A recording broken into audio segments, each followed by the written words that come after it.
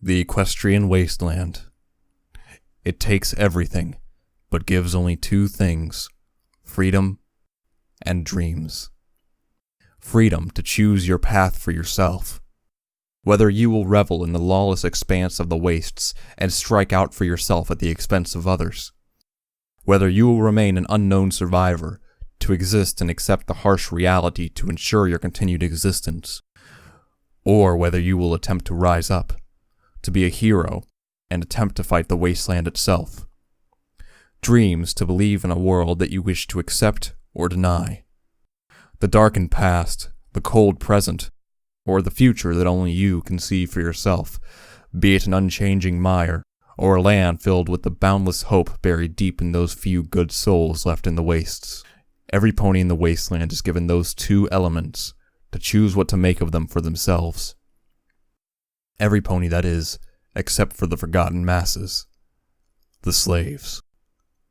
Born into a life with no choice, taken from them not by the wastes, but by other ponies.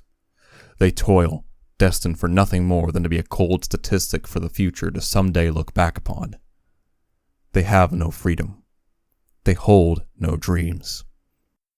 This is the story of the slave who dared to dream. Fallout Equestria, Murky number 7. Chapter 1. Flying Without Wings.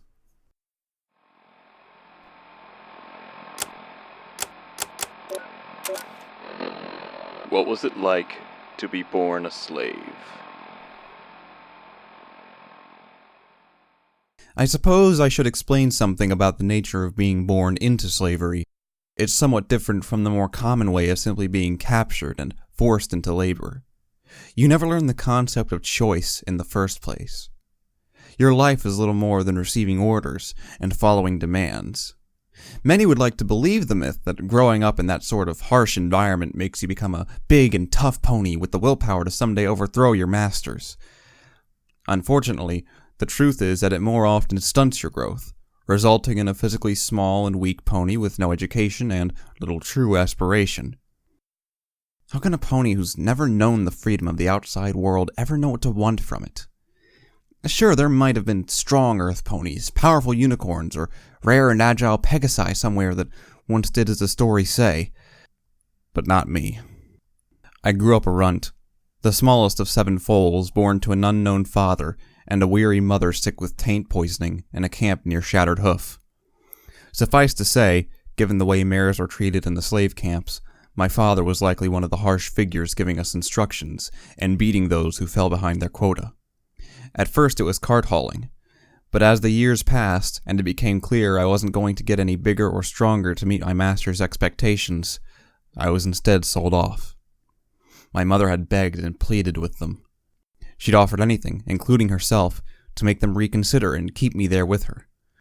Although the memory is now far gone, I still remember the slavers laughing her off. They told her they could already have anything they wanted from her. We were slaves. We had no bargaining chips. I was sold for a measly 100 caps to a rock farmer off the eastern edge of Whitetail Woods. Torn from the hold of my mother, I was immediately dragged into service upon the blank and lifeless duty of shifting rocks in some inane quest for gemstones. With a change in scenery came a change in hardship. While hauling carts and performing physical labor had broken me physically and hurt my body's development, I was now a lone runt in a slave labor farm full of other delinquents just waiting for a new body at the bottom of the pecking order. They hurt me, bullied me, and stole away my food and minuscule possessions. I had to learn to sneak out and try to steal some back at night, and I wasn't always successful. I still have the scars of the lash upon my back. Truly, I wish I could say that this foalhood had taught me to be independent and brave and determined like the ponies in the legends, but the truth is, it didn't. Like I said, as a born slave, you do not understand what choice is. You don't know how to think for yourself unless pushed to the absolute boundaries of physical needs, like food or water. If a slaver asks you to jump, you ask into which radioactive crater. No free will, no courage to make my own choices. and few dreams of anything more than perhaps a painless death at the end of it all. If any more proof is needed, just take a look at my flank and see the contract that seals the deal.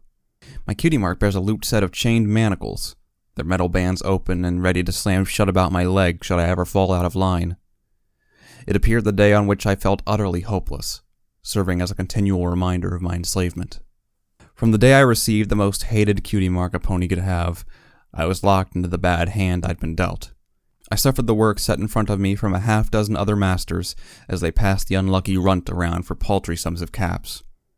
I was bullied, beaten, starved, and ignored to the point that I even began to forget myself. Each year everything became a little more blurry as my life became nothing but an endless cycle of work, toil, and deprivation. I didn't even need to go into the wastes to find the worst that it had to offer. Or so I thought. For one day my master in Manhattan received an offer he couldn't refuse. A promising deal arrived from another master far across the wastes, who was seeking any slaves he could get his hooves on, and he was shelling out large sums of caps to do so. Once again I was taken into a convoy of other hopeless ponies and marched to the next place of labor. But this place was unlike the others, for my next destination was Philadelphia, serving under Master Red-Eye. Upon my arrival, I discovered a hell city of nightmare brutality made real. A living, breathing maze of red-hot metal, blistering heat, and thick, choking smog. It all surrounded one of the eerie balefire craters, a great depression filled with deathly magical radiation. The scale was beyond anything I'd expected, the workloads beyond what any pony could ever hope to withstand, all under an authority that seemed devoted to a fanatical call for unity. Red-Eye often spoke at length to us across the speaker systems of how we were aiding in the unity that would save Equestria. To slaves like me, all this unity truly held was the threat of being dragged away to partake in it. Those poor ponies who went wherever that was never did return. To make matters worse for the slaves, that same authority had no hesitations in weeding out the weak and using them as examples to better encourage us to work hard. Unfortunately, as I said, I am particularly weak. It was too much for me on my own. After a series of horrors, I snapped. The workload broke me and drove me to make a mad dash out of my prison, desperate to escape the forces trying to control us. I don't remember much about what happened on that haunting night, just vague memories of running and screaming and being hunted down. I don't even remember what I was really looking for. All I knew was that they'd found me. The heartbreak and pain was so great that I scarcely ever remembered what actually happened, like I'd forced it from my mind to stop the hurt that it caused. The last I remembered was being thrown in with another overseer. I didn't even know why, and I could barely remember when. As the days wore on into weeks, I'd almost begun to think they'd forgotten about me. Only they hadn't. They'd simply been waiting for an opportunity. They came to me, and telling me I'd been sentenced to die as an example for others when they held the next event. This event, I quickly realized, was going to be the arena of death. The pit. The pit was to happen the very next morning. So they left me sitting scared in my pen in Philadelphia, alone and battered, waiting to die in the morning. That was it. My life. Just a short, tragic story. A life about to end without one chance to live it for myself. Yet, at what seemed like the end, that one small chance I'd been denied so far was suddenly waiting for me. One chance to try to be more than just another number. Yo, Runt! Looking forward to the show? Voices. They rang through my mind even as I fruitlessly attempted to sleep in my pen. I couldn't avoid them no matter where I hid. The disadvantage of being born to a mother sick with taint poisoning was the threat of minor mutation upon birth. In my case, that meant slightly differently sized ears that were a little too sensitive. Sure, it's a great advantage for eavesdropping, but try having a slave master scream in your face. It's like shoving a gun barrel in your ear and pulling the trigger. Not content with stunted growth, no education, and eternal servitude until the day I die, the goddesses saw fit to give me a mutation, too. It's part of the reason I always tried to hide from other slaves. The Philadelphia Fun Farms petting zoo performed much the same task it once had 200 years ago, keeping living things inside for the betterment of others. I pulled my meager clothing closer to my torso and curled even tighter against the corner of the pigsty.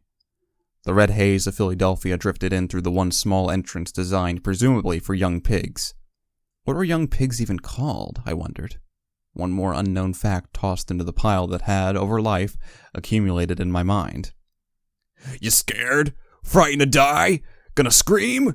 We want to hear you scream tomorrow. Or squeal like a piglet. Yeah, do that. Oh, well, that answered that. There were 3 of them just outside, long-term slaves of Philadelphia. Each had been dragged in through those gates, kicking and screaming as they were welcomed into the pitiful existence that would become the rest of their lives. I regarded them as lucky. They hadn't been born into it. They'd known freedom for a time. They celebrated their small advantage by immediately treating me as some sort of lower class the moment I'd been hurled into the same caged area as the unruly trio. I'd been at the bottom of the pecking order many times, but this time, it was a true threat. They stole my food, taunted everything I did, and when angry at the slavers, often used me as a convenient punching bag to let off some steam. Before long, I'd taken to hiding in the pigsty of the enclosure, the small entrance too low and narrow to be accessible by any pony bigger than my own small size. It was cowardice, but I didn't care. I hadn't been taught to have any pride or bravery.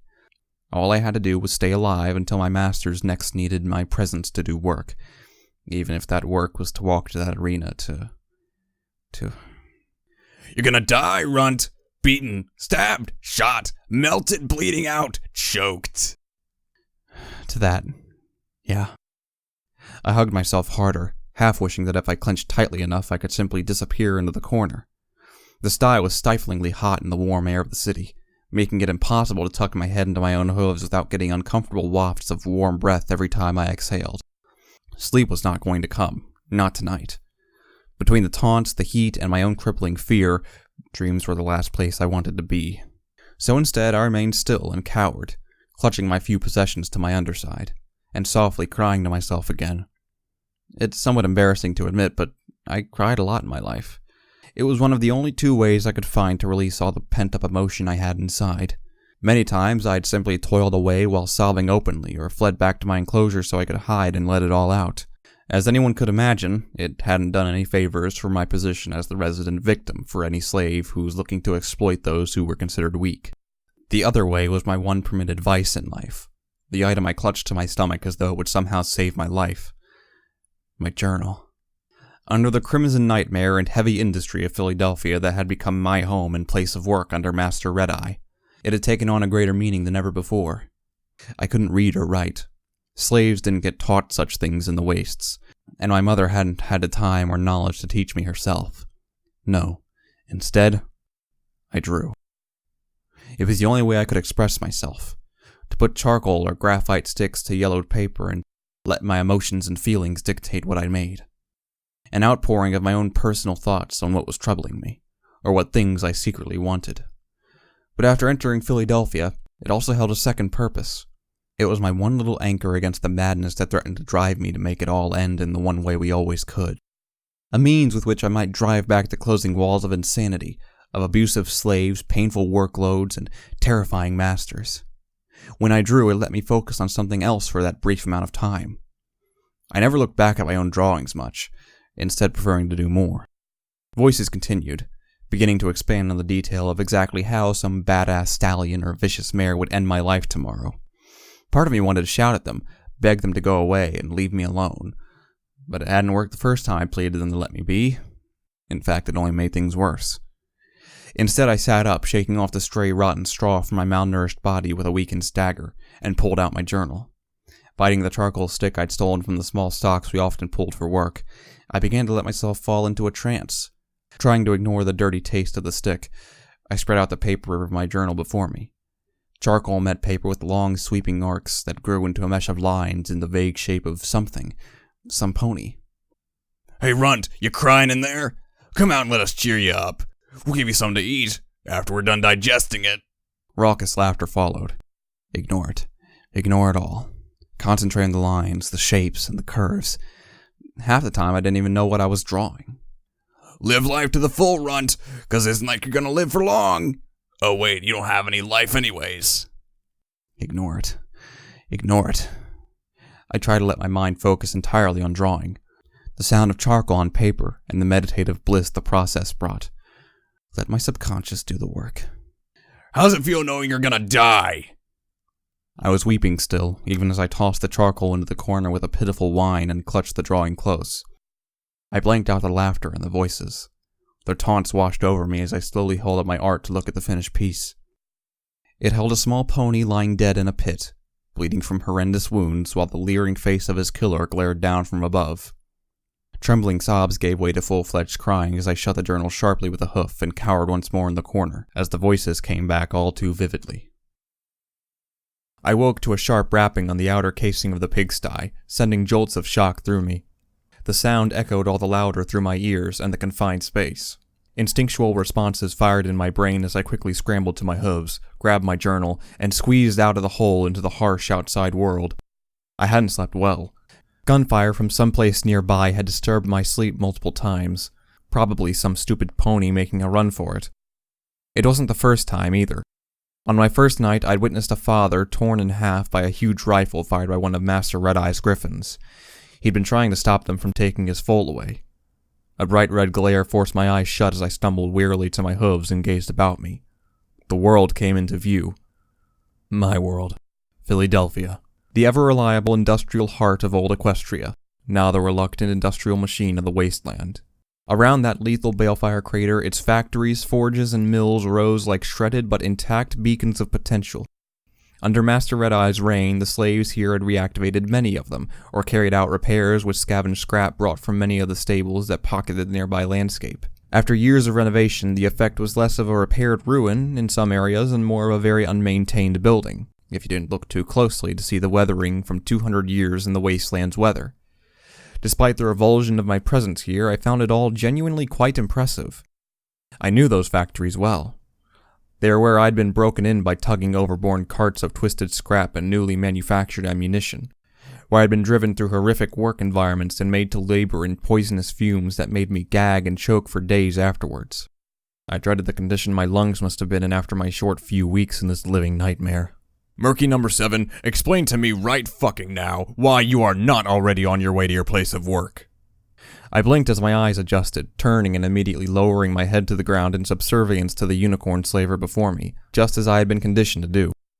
The stallion didn't care for it. A savage and stinging blow at my cheek laid me out as one of his front hooves connected with my face. I sat on the ground 2 feet away, nursing a loose tooth and an aching jaw. I felt the unconscious instinct to cry as I cradled my head, but in the dry, warm smog of Philadelphia, my eyes were spent and couldn't muster the effort after last night. But a place of work? What place of work? Didn't the slaver know I was scheduled to die in a few hours? My voice was weak and hoarse owing to little water and copious heat from the forges. I'm to attend the pit later on this morning. Master, I'm sorry, I thought you'd know. His hook connected with my skull a second time, putting me right back on my rump again.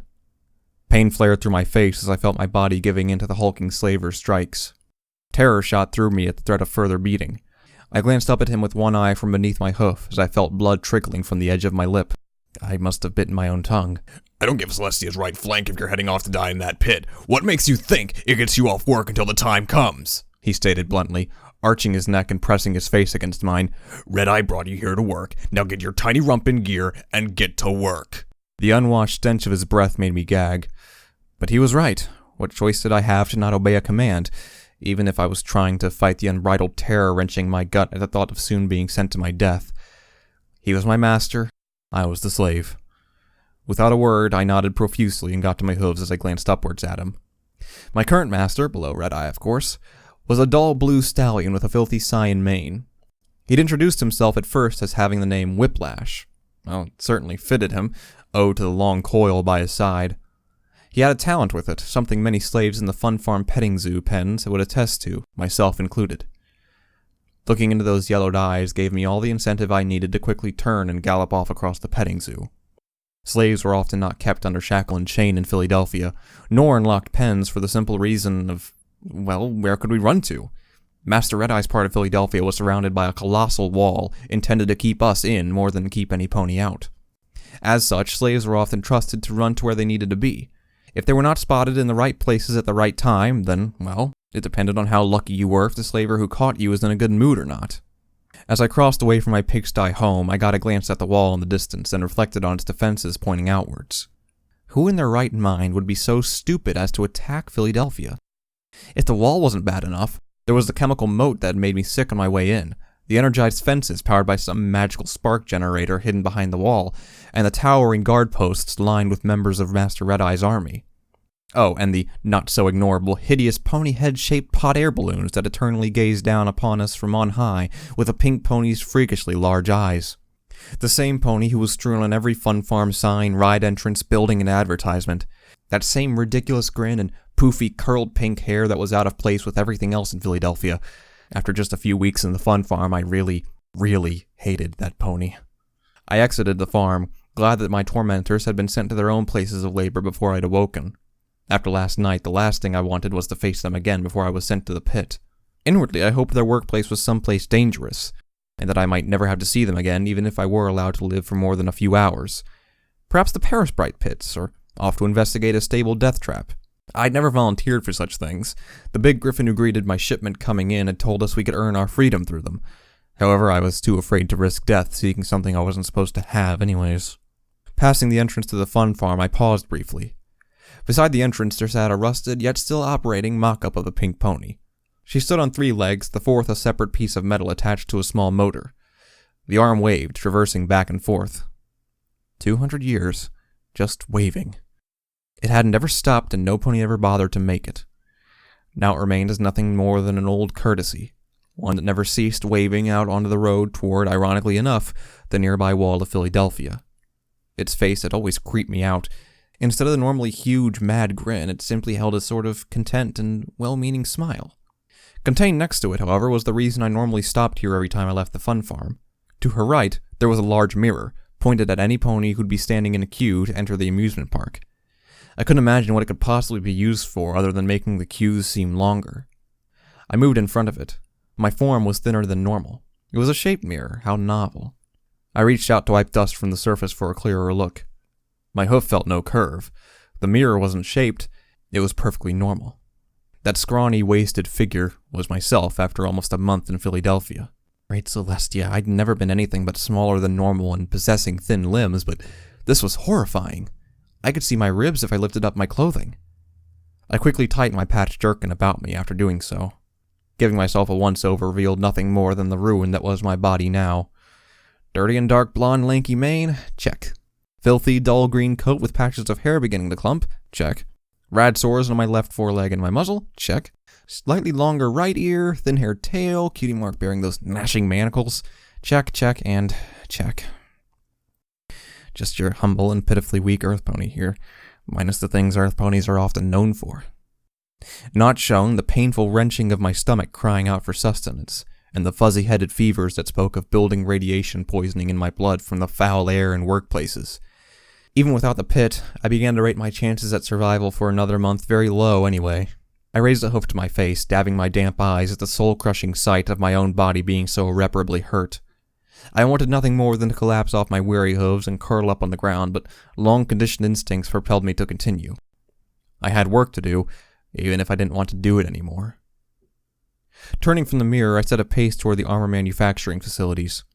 Road signs were useless to me, my inability to read rendering them defunct. Briefly, I wondered if they even still meant the right things these days as I stared at the tall, rectangular sheet of metal on stands just outside the fun farm. It was bent away from the crater, clearly having been jostled by the missile when it struck Philadelphia, and had never truly been fixed. The words on it were indecipherable to me, nothing but a mixture of dots and lines that held secrets I'd never understand. Shape and form was more my area of understanding, to sketch and shade in those quiet moments between shifts. However, there were 3 words that I knew, 3 words that I often wondered about. Murky number 7. My name.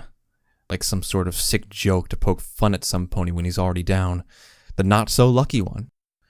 That said, the exact circumstances surrounding my name were a little unknown to me, although you could logically piece some of it together.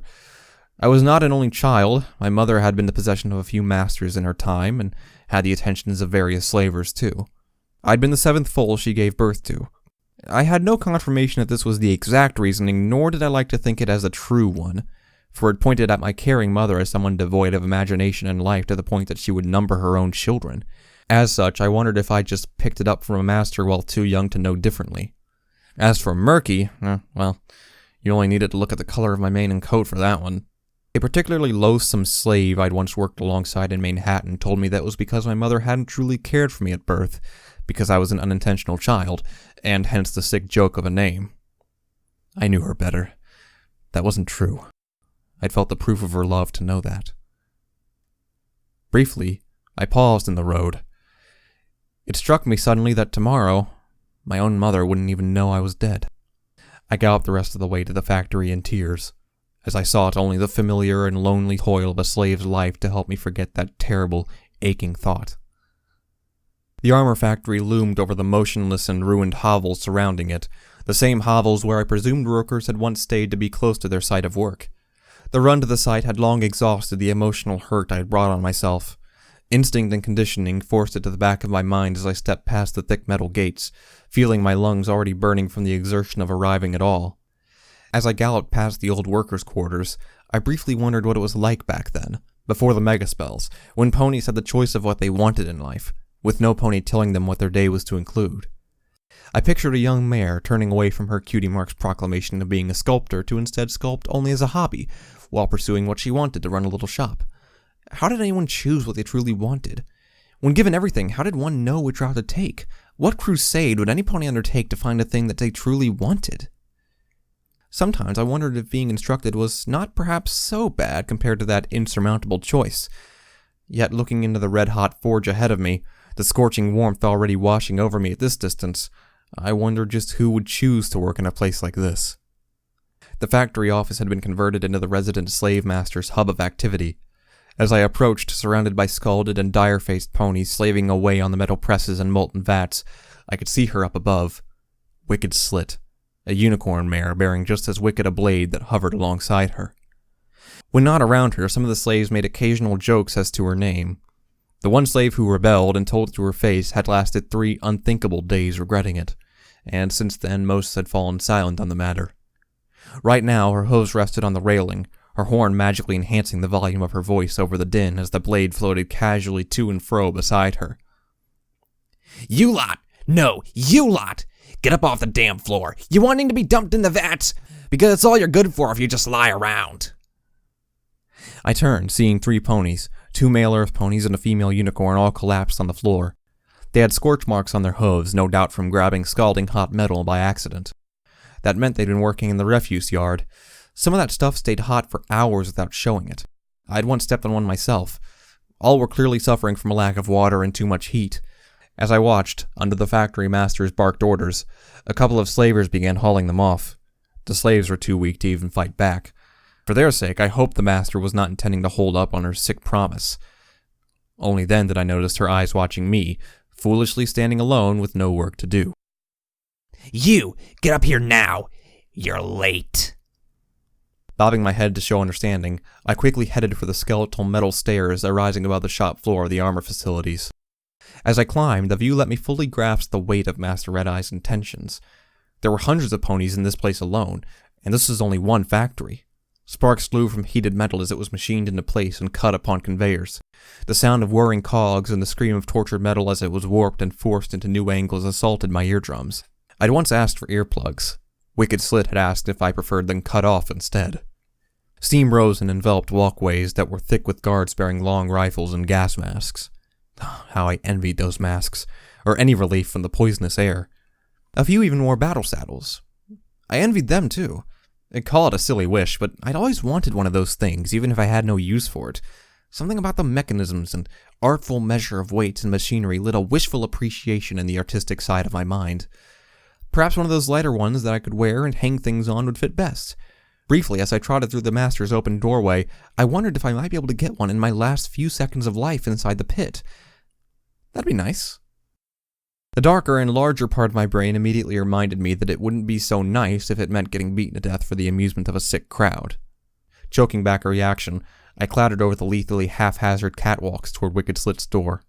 Inside, the office was marred with old furniture around a rotted wooden desk bearing one of the indecipherable terminals. I hated those things whirring away with hidden secrets, like something put on Equestria just to spite my illiteracy.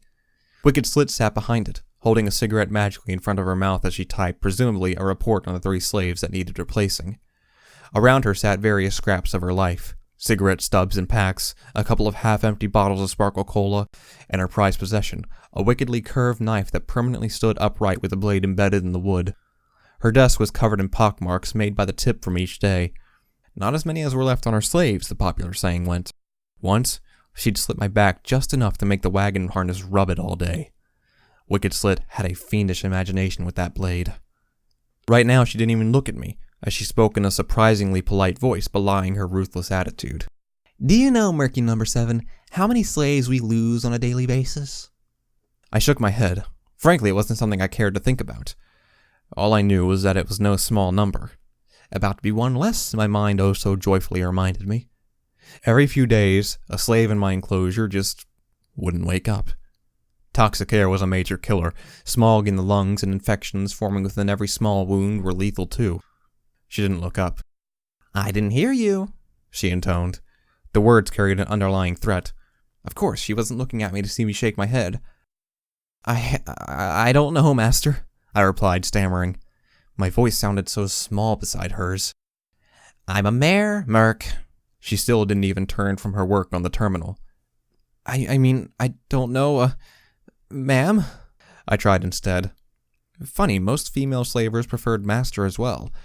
I presume she'd had some trouble with her stallion peers to gain the same level of respect in an environment given to masculine ego and shows of strength. If anything, it made her seem all the more lethal, as I risked a glance and saw the puckered scars across her face, including a crack running up her horn. Casting magic must have been agonizing for her. It spoke volumes of her willpower. She sat up, looking directly at me. I'd forgotten something. To say it at the end too, perhaps? I mean, I don't know. Is it ma'am? I muttered, trying not to look her in the eye. Or perhaps she was one of the more militant types from Master Red-Eye's army. They liked it at the beginning as well. I tried once with that one too. Ma'am? Her left eye twitched dangerously as she shoved the heavy terminal away with her magic and leaned over the desk at me. Suddenly I had some very nasty, imaginative thoughts about that knife in varying parts of my body. Do you think you're being funny, Merc? Or clever? She intoned dangerously, the knife pulling itself out of the wood without a sound. That thing was hellishly sharp. I shook my head. I didn't want to risk anything else. Why'd I gotten so chatty anyways? Perhaps the knowledge that I was about to have my throat torn out and left to painfully bleed to death had made me careless. My imagination became a very imminent reality as the knife flew over and rested against my throat. My shriek of terror stifled itself as I dared not move my throat in the slightest. But I felt the sweat of fear running down the back of my neck as its oddly cold surface rested on my skin, ready to pull to the side if she decided to just get rid of me for back-talking her. The truth is, Merc, she began, too many. And do you know why? She didn't give me a chance to reply. Lack of effort. Red-Eye expects every one of you to do their utmost best. You've listened to his broadcasts. I could hardly avoid them. Every night they echoed around my pen, blasting speeches of a greater future, of our sacrifice being for the good of our descendants and the survival of Equestria into better days. I'd often heard slaves arguing, some claiming that perhaps he was right, and if they just put their backs into it, they might somehow save themselves too. Others defied him. Quietly, of course, but they would happily curse his name into the ground, all while groveling for forgiveness if any of those fanatical griffins heard them. Me, I didn't really think either way. One way or another, my purpose was to serve. If it was Master Red-Eye that commanded me to do this, I'd do it. What else was there for me to do? Red-Eye expects much of you slaves and of us slavers, Merc, and examples like those 3 down there are not good enough.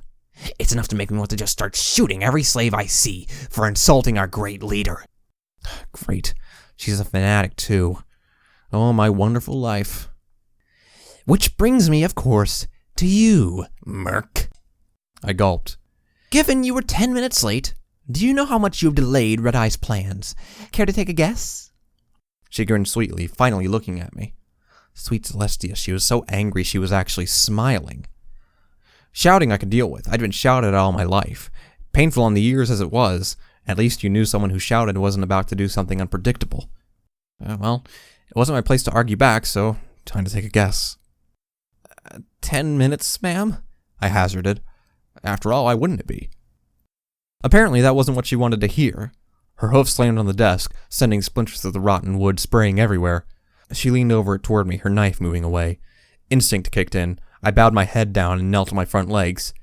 10 minutes? Her voice echoed with magical power. I squeaked in pain as the noise assaulted my ears. Try an hour, Murk. Huh? As I lay there, hooves covering my ears, I struggled to grasp where this magical number had come from. 1 hour. You being late by 10 minutes cost one trip with the scrap wagons to the ammunition factory where the smaller scrap would be needed. Now, because they lack that extra cart, they will have to run an additional cycle of the pressing machine. This, as you can imagine, takes additional resources that they will now need to order in from the resource silos. I have in front of me a particularly poorly spelled message of swearing sent from the slave master in the old ironshod factories, wondering just what I am doing wrong here. Tell me, Murk, if you are beginning to grasp the weight of you not pulling yours around here, she bellowed, teeth clenching between each sentence. Well? Yes, I began, my words feeling like a whisper against a wasteland storm. I understand my mistake. I'm sorry. Don't be sorry, she speared right into my sentence. Be better. That cart needs to be taken now, along with a dozen others. Everything has to act like a well-oiled machine in this city if we are to achieve our great leader's dream. I want to see at least 7 more deliveries by the end of the next hour, or so help me, I will personally ensure you will not want to return here tomorrow. I won't be anyways, ma'am, I spoke up, finding at least some solace in that I would be escaping her after the next few hours. Her eyebrows rose with disdainful fury at the interruption. I'm to attend the pit later this morning. I couldn't resist it. She'd made my life a nightmare for the past week working under her supervision. I still bore a burn on my neck where she'd put out her cigarette on me. Her method of trying to show me that the molten metal sparks wouldn't hurt as much as defying her. The bullying last night had worn on my mind. The knowledge of death being so close anyway drew a certain carelessness to my words. Instinct led me to merely mutter them under my breath rather than blurt them out loudly. So I presume you'll have to find a 4th slave as well after I'm gone, ma'am. Excuse me, Murk? Her voice drew enough of a picture of what would happen if I said that any louder. Care to repeat that? I prayed to the goddesses that she'd only thought I'd just not spoken loud enough. She must have seen my lips moving, of course. Instinct was currently bucking my brain hard for saying that to the mayor who'd been threatening my windpipe with a blade a few seconds ago. I said, ma'am? My voice was shakier than before, the imminent threat of that wicked curved knife all too clear as it slowly and methodically began to stab the desk in perfect beats. That I should probably, She had advanced towards me, trotting right up to glare me in the face.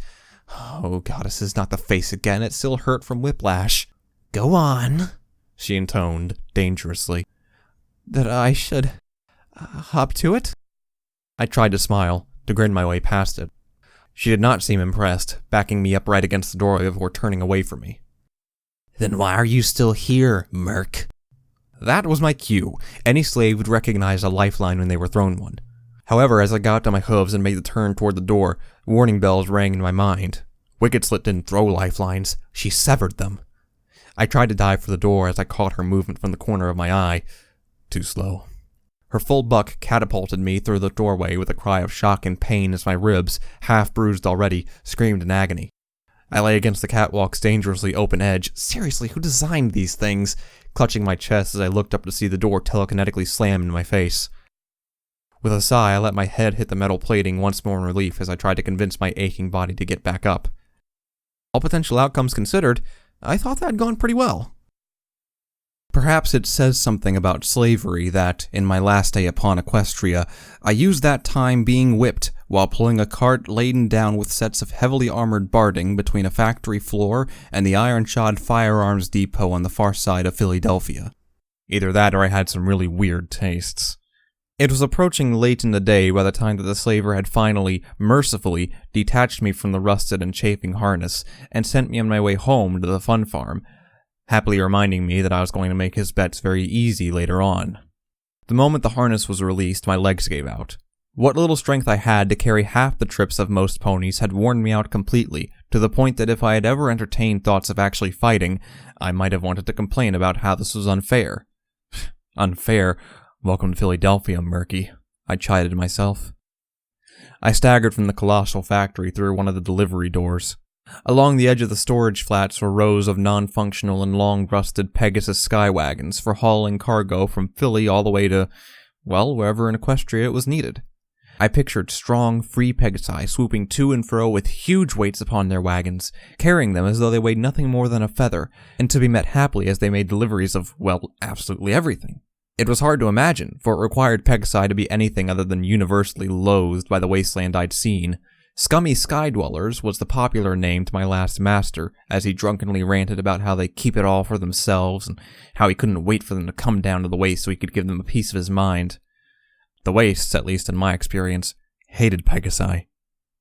I certainly hadn't heard of any living down here in my lifetime, probably for the best given how they might be treated. Pulling my jerkin a little tighter, I cast a glance about me. Various slaves were trudging their way back towards the fun farm, clearly seeking a chance to rest their hooves before the slavers worked out where to send them next. A typical day in Philly, perhaps an hour of sleep, a little slop of oatmeal watered down, only usually with water, and almost every other hour dedicated to the work and travel between said work. I could always recognize a slave that's been here for more than a few months. They looked a sorry sight, even by my standards. They were known as the veterans of Philadelphia.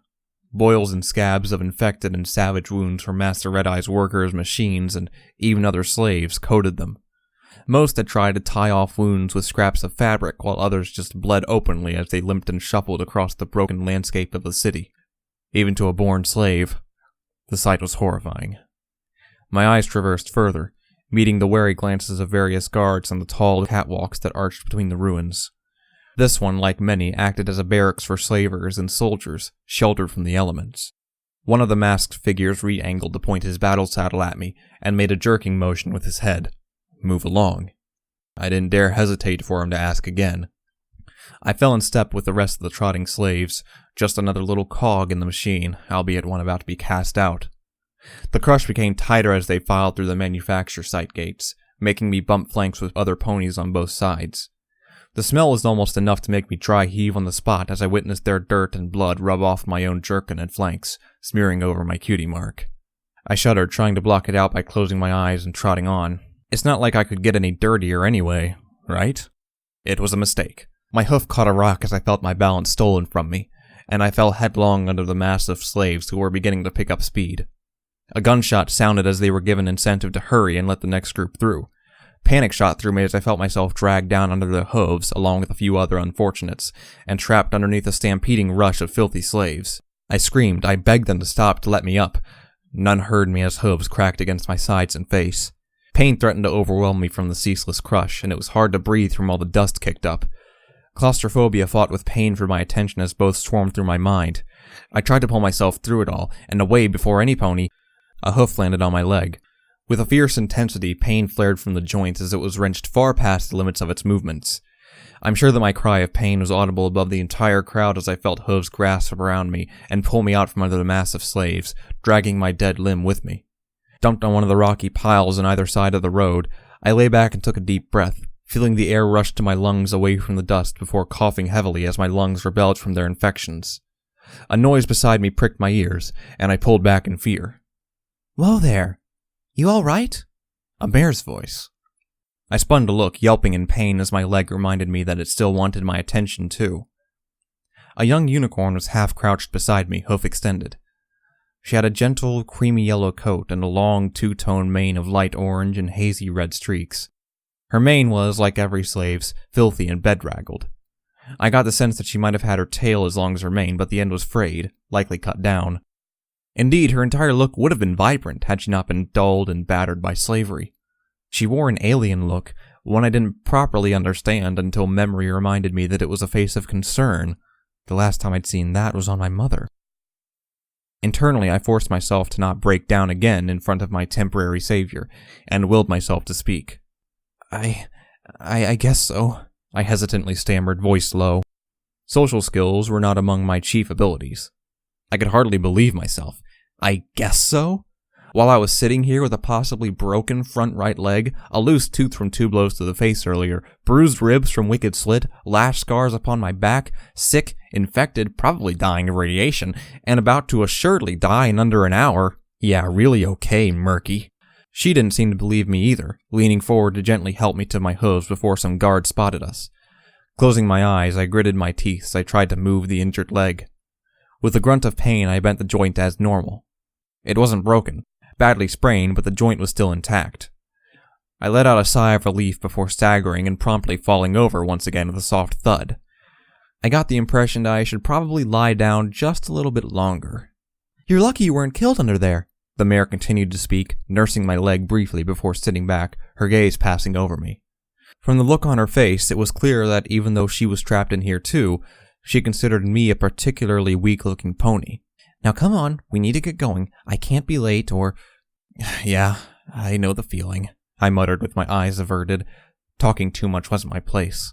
I half expected a slaver to come around and beat me for talking at all. Testing my weight on a limb, I stood.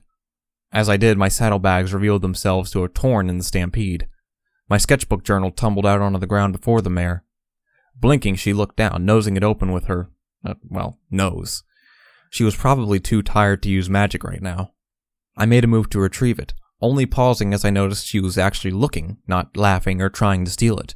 Instead, I just waited, feeling oddly full of apprehension as she flicked through a couple of pages while I trotted to and fro, trying to work the movement back into my foreleg joint. I didn't even yelp in pain as to not disturb her oddly peaceful-looking investigation. Not more than twice, anyways. Certainly no more than 4. Perhaps 6 if squeaks counted. "This is pretty interesting stuff," she commented, eyes not leaving a picture I'd drawn of the Philadelphia gates, my first sight of the city. She flicked some more before smirking and stifling a laugh. "Seems you have a liking for mares, though." She looked up to me and grinned. I blushed and fell back a little, rubbing my head with a hoof as I tried to think of an excuse. Truth is, perhaps I did sometimes find my subconscious drawing out a particularly nice-looking mare I might have seen or worked beside, or just one I wished I could meet. I always intended to add clothes, honest. I stepped in, albeit painfully, closing the journal with a hoof. That stuff was still private, no matter what strange spell of peace she seemed to exude to make me not grab it from her the moment it fell. I just blushed as she giggled slightly at the act, seemingly not offended before standing to her hooves herself. I'm sorry," I began, trying to keep my voice steady above embarrassment. I should go." She just nodded, apparently understanding, before knocking a tangled knot of hair behind her ear with a hoof. "All right then, off you go, before we get caught." The mare bit her lip and her eyes fell on the sketchbook again resting at my side. "I really do envy that, the ability to draw whatever you want, whenever you want. It's like an escape, isn't it?" What? An escape? What on Equestria was she talking about? Drawing was just automatic. I couldn't choose what to draw. Could I? The mare was turning to go. She trotted away towards the opposite entrance of the fun farm, clearly a resident of another enclosure, possibly the bumper plow pit. I wanted to say something to try and make up some excuse for some of the pictures, or to ask what she meant by drawing what I wanted, but she was already too far away, and I dreaded shouting with slavers around us with their ever-watchful eyes. They were all too eager to come down hard on any dissent or broken rules. A little voice in my mind began to ask why I hadn't been afraid of her, and why I had a sudden urge to draw her. Not like the pictures she'd seen, but as what I saw, a strangely at ease slave. The thought struck my mind.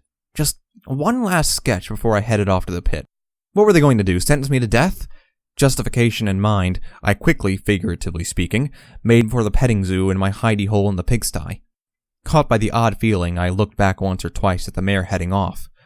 I could swear she was doing the same. That was better. Lines became curves. Curves became shapes. Shapes came to life. Across the floor of the pigsty, I'd scattered picture after picture. From the moment I'd pulled myself through the small gap, hounded by the taunts and pursuits of my fellow slaves, I'd retrieved the charcoal and set to work. I didn't think. I didn't consider. I just drew. As ever, allowing my subconscious to take over, to draw what came to mind first. Soon my journal had a good few new entries. I'd struck past last night's picture as fast as I could to add more and see what they would bring. One page, 10 minutes work. Wicked slits knife with her eyes gazing from behind. Another page, 5 minutes work. Myself in the cart with darkened lines to add the weight. Another page, 3 minutes work. The pit. Sketchy and terrible. page after page, filled with imagery of my time here. Even in my drawings, I couldn't escape it. I'd wanted a picture of her before I forgot her face, but it just couldn't come out. Like a machine in Philly's foundry is working to the same pattern, I found my sketching fell into patterns I couldn't control. Once, a rare slave that actually conversed with me had asked why I never chose what I drew. How could I? Choice was not mine to have by birth. But now I wondered, at the end now, with nothing else to live for, no work to be done anymore, what if I chose to draw something nice? That wondrous hope in the mayor's voice as she said that drawing could in itself be an escape rung in my mind. I took another page, leafed the parchment over, and gripped the dirty charcoal loosely in my mouth. Perhaps if I drew some random lines and then made what I wanted from it, maybe that would work. Trembling, each sweep at the charcoal didn't seem to add anything. How could this ever work? I didn't have a mindset or belief to ever think for myself. All I was doing was suddenly a surprise to me. I saw something in it. I saw potential. With gusto, my charcoal flew on the paper. An instinct I barely remembered having kicked in. Artistic form, the shape of the world around me, specific memories in my head. They brought images to bear. Images like curling up next to my mother, stealing from my master back on the rock farm, running away to hide in Philadelphia, mouthing off under my breath at Slit, and sitting aside some pony rifling through my journal without any fear or apprehension. For the first time in as long as I could remember, I drew for myself. I jolted back from the paper, breathing hard as I dared to let my eyes descend upon what I beheld before me. It was me. Just me. Just that small pony staring back at me from the bottom left of the page, not even filling the space I could have, like he was waiting on some pony else to fill the gaps beside him with something else. He was smiling. My hoof went to my mouth. When had I last smiled? I honestly couldn't remember, but here it was. My sketch's lips curled upwards in a joyful, playful laugh that I wish I could have heard for real. Hey, Runt, you ready? They're calling for you. Time to die. I ignored it. This was more important. I threw the page over and grabbed the charcoal again, lines into curves, curves into shapes, shapes into... Life's over, Runt. We can see them coming to chain you all up and drag you there now. Charcoal flew. I drew faster than I ever had before. I was in control of this. Not them. I could control what I drew. The form came to be the mare. She was looking curious, staring off the page at me as though trying to work out why I'd drawn her. I could choose. I could create anything. Murky number 7, you are ordered to the pit. Come out, be chained, and let's get going so we can all win some caps on you. The voice of the enclosure master. Oh, goddesses, no. I just learned how to do this. Yet I could feel my legs trying to pull myself on conditioned instinct to obey. I tried to reach the paper once again. One more. I could do one more and just be laid out. The charcoal snapped at the tip from how hard I was pressing. The drawing went messy, but it didn't matter. Stains of tears were appearing on it, choking back the feeling stirring within, even at such a simple, silly thing. I found this moment interrupted. There was a harsh rap of a hoof on the pigsty. You there, slave. Is Murky number 7 in here? You bet. He's cowering like a... There was a crunching sound, followed by the sound of some pony hitting the ground hard. I didn't ask for your opinion. Guards, tear this damn thing apart and get him out here. Oh, Luna, help me. I felt the sty shake and buckle under their savage hoof blows on either side. The drawing was only just taking shape. I knew what it was. It was... The roof snapped off. Smog and dust seethed in from the outside world as a silhouetted gas mask glared in and spotted me frantically scribbling. I squealed as I felt the second slaver grab my jerkin in his teeth and effortlessly lift me, whining in pain as my bruised lips protested at the sharp movement. I pulled down with all my meager weight. One more line. The pulling intensified as a second guard joined in. No, please! I begged them as I felt the charcoal fall into my mouth. I have to see her once more. With a great tug, I was yanked through the splintered wall of the pigsty and thrown on the ground, weeping in a heap. I spat out the foul charcoal and reached out for my journal as the two guards magically hog-tied me with chains before dragging me away. The journal had fallen open on its side, visible to me as I was pulled off, writhing and screaming through tears to be reunited with it. The picture I'd so desperately tried to finish stared directly back at me, tugging at my heart and stirring emotions long dead. My mother, once again being forced to watch me being taken from her. I was going to die. I lay against the wall of the pit's slave confinement area, feeling the cold concrete seeping its chilly touch through my torn jerkin. It was dark, with the only light being that coming in from the pit itself. A thick gate sat at the front of the arena, the only thing that separated me from death now. Not that I could think too much about the gate. I was much too busy screwing my wet eyes closed and cowering in the back corner, with my hooves struggling to cover my suffering ears. The crowd were like a sonic blast of pain. Their screams and bloodthirsty bellows echoed down into the enclosed gateway. Their hoof stomps in freaky unison felt like a slap around the head each time. I was going to die. I didn't want to die. The massive noise subsided, ebbing from an assault to my senses to being merely uncomfortable, as I heard the announcer start talking up the crowd. It was that big griffin, whatever her name was. Her words whipped them up into a frenzy. I could picture them salivating, eagerly sharing the stories of the little buck whom they would all get to watch being torn horribly apart. Opening my eyes, I looked around, shivering. At the front stood numbers 1 and 2. Philadelphia pit matches apparently involved 2 teams of 6 ponies. You fought 1-on-1. The winner remained to fight in the next battle. The Black Gate was my team. Numbers 1 and 2 seemed to know each other, Red Mare and Dull Yellow Stallion respectively. They looked tough, but then every pony looked tough compared to me. Even little Unicorn, who was number 3, looked like she could buck me senseless with that metal thing on her foreleg. Number 4 was nothing special, some blue stallion. I was number 5, the one to die after those 4 got killed off. It would happen. I'd seen pit fighter ponies before in Philadelphia. They were hard as nails and known for their ruthless attitudes.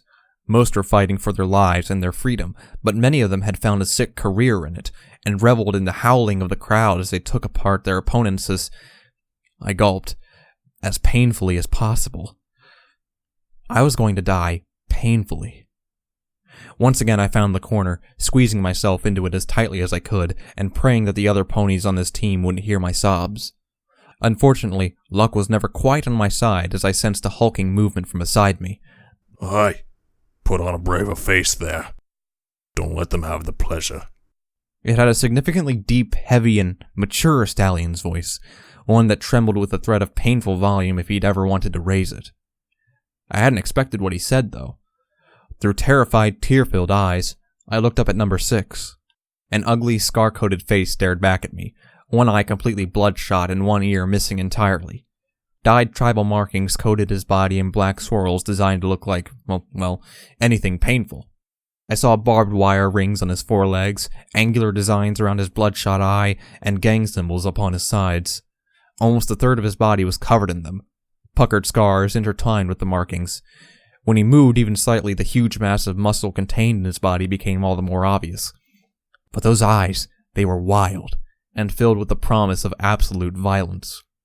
They scared me to the point of backing away from him. He was absolutely terrifying. His face followed me as I crossed the darkened area, trying to get away from him. I glanced behind me. 1 and 2 were staring out at the expanse of the pit. 4 seemed to be explaining something to 3, but no pony was paying us any attention. I squeaked in terror. I didn't like being left alone with this massive, half-feral earth pony. He just sat there, staring at me trotting away from him. With a deep sigh, he looked toward the gate. I'm sorry. Startled from my fear, I was rather officially confused now. I tilted my head towards him, even while backing my rump right up against the wall, and didn't dare raise my voice above that of a hushed whisper. What? I'm sorry you've ended up here with me, he continued, shifting to his hooves. By the sweet goddesses, he was huge! Add to that, none of it seemed to be anything but corded muscle. Suddenly, I felt very glad he wasn't in the other team. You're sorry? Aye. I'm sorry because I can't protect you.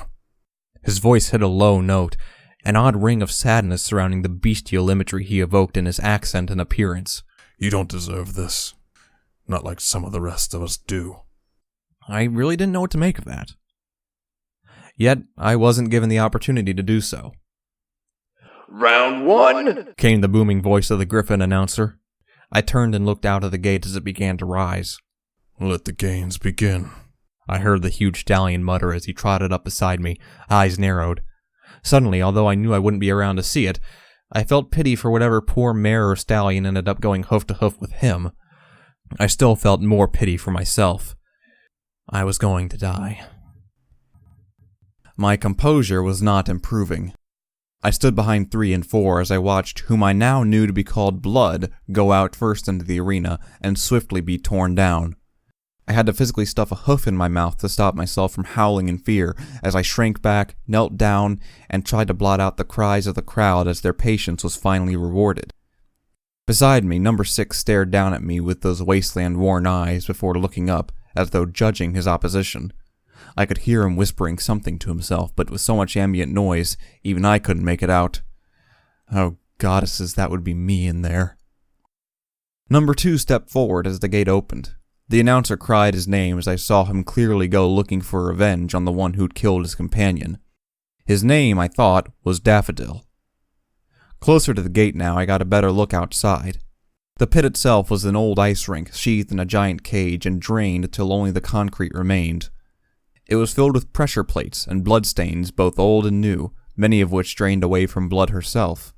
Some of it was splattered across her opponent, Sin something. I'd missed his name from covering my ears against the painful roar of the crowd. Once again, I witnessed death.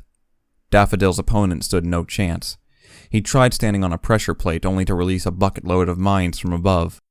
Daffodil, despite his strong frame, swiftly dodged a deafening shockwave before delivering a hideously brutal death. One after another, I all too clearly heard the snaps. He broke his opponent's bones. I felt my legs go weak. Great heaves in my throat became choking sobs as my eyes flooded with tears and terror overtook me. I ran to the back of the slave area where the door was, where we'd been brought in. I had to get out. I didn't want to die. As I approached it, the 2 guards assigned to supervise us, along with the 3rd slaver who'd slapped these numbers on our flanks, were waiting. With a laughing shove, the trio hurled me right back into the black gate area once again. I curled up. More sickeningly wet cracks came from the arena, each in turn with a roar from the crowd. I didn't want to die. I didn't want to die. Round 3. From the Black Gate, we still have Daffodil. I tried to tune that griffin out. Each round brought this one step closer to me. Blood was down. Daffodil wouldn't last 5 more fights than the 2 ponies in front of me were, they weren't number 6. I didn't rate them enduring this to keep me out of it. That behemoth of a pony still stood as silently as ever, just staring into the arena from beside me. Briefly, I tried to repress my terrified thoughts, trying to concentrate on the artistic side of his dyed coat and its designs. Okay, I muttered, trying to breathe. There's barbed wire, sharp edges. His tattoos weren't helping. Shivering and trying to fight my imagination showing such thoughts of a drawn-out end to me, I instead took a look at the other 2 ponies. Number 4 wasn't anything special, just another slave from Philadelphia. I wondered what he'd done to deserve this. Number 3, though. It wasn't often I saw ponies with whom I could stand eye to eye. Well, I could have done, were she not facing away from me, watching as Daffodil finished pounding the corpse of his opponent. Briefly, my eyes glanced at that thing on her right foreleg, some sort of bulky device. Recognition flickered in my mind. Hadn't Master Red-Eye worn one of them? Momentarily, curiosity overcame fear as I gazed all the more. I couldn't see her cutie mark, the number sticker covered one side. Shifting quietly to the other, I noticed what it was. Another of those devices, right there on her flank. What did that signify? Skill with them? Given that I had no idea what they were, I realized any guessing was a bit pointless. Whatever it was, it couldn't be deadly. The slavers wouldn't have left it on or otherwise. No chance that I wasn't going in. A moment of recognition hit me as I realized I was craning my head to stare at her flank to see said cutie mark. Out of the corner of my eyes, I saw number 6 glancing down at me with a raised eyebrow. With a start, I shrank back, averting my eyes. Why did everybody assume that about me? I wasn't looking there. I didn't stare at mares like that. I just threw them. That was different. It felt stupid to be embarrassed about that, now of all times, but it provided a moment of distraction. Number 6 just seemed to chuckle quietly, making a sound like rocks scraping together. Yet he cut it short and fell into indomitable silence. He stared back into the arena with renewed interest and narrowed his eyes. I followed his gaze into the concrete pit, to witness the one who would be my killer. A zebra. The Zebra. Even I'd heard of her. The most terrifying pit fighter in Philadelphia. Exotic, lethal, and utterly without mercy, they said. No pony could hope to bring her down. A veteran of 4 events, and a current crowd favorite known to coldly murder any pony that dared stand in her way. And truth be told, I hadn't seen her before myself.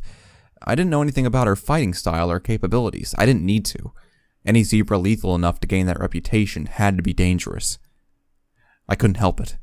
I cowered, using number 3 to block my view as I huddled closer to the floor and shivered. Even on the floor, I could still see past 3's legs through the grill of the gate. The zebra... what was her name? Zenith? Zen? I couldn't hear anything over the ambience of the crowd shrieking at events before them. Hunched up, I felt the stifling heat and still stuffy air all the more. I felt uncomfortable and helpless, trapped within this hellish place, an ambience to suit the carnage currently being wreaked in the pit. I saw the combatants fight. I screwed my eyes shut as I saw Daffodil send the zebra to the ground. I winced as she returned the favor. Even above the crowd, I could hear the savage hoof strikes on one another. I couldn't do this. I wasn't built for this. Daffodil was brutal and resourceful, and the zebra lithe and deadly. I saw a mine kicked into the air and whimpered to myself as the savage detonation assaulted my senses. This wasn't fair. It certainly wasn't for Daffodil. Even as I watched, the zebra gained the upper hand. Speed beat power. Murderous precision trumped over savagery. With one hideous crunch, I heard his neck break. My mind raced even as the stands exploded in delight at the killing. One more of ours down, and it was my turn. I hadn't lived a good life. Just a slave. A dirty and downtrodden slave with no freedom and no dreams of his own. As I watched number 3 bravely walk forward to her own death, I finally and completely broke down as the gate shut. Emotion welled up, fear mixed with bitterness that I'd never even been given a chance. Life seemed fit to just screw me over at every opportunity.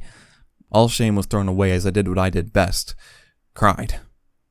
I cried more than I ever had, even more than the day my mother was taken from me, because now everything was about to be taken from me.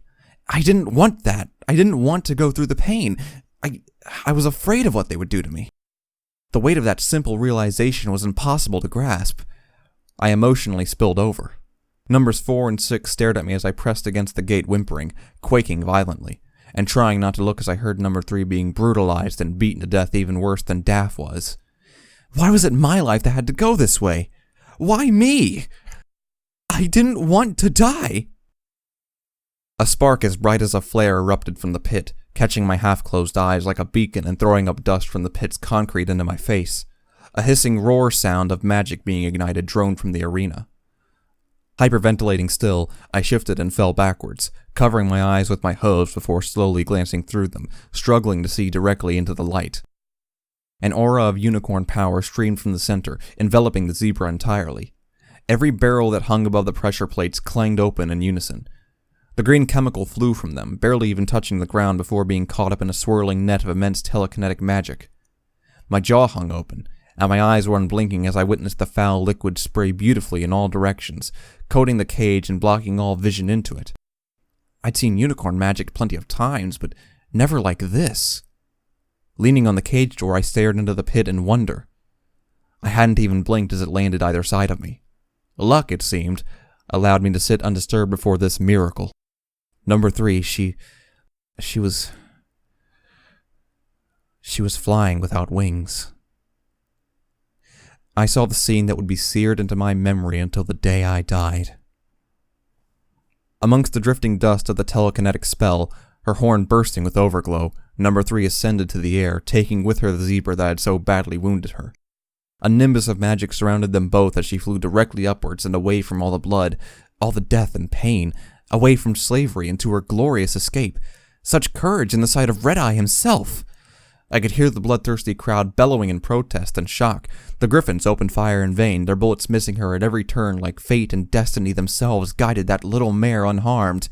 An angel blessed by the goddesses, a light-bringer, whose ray of hope speared through the darkness and lit a fire in my heart.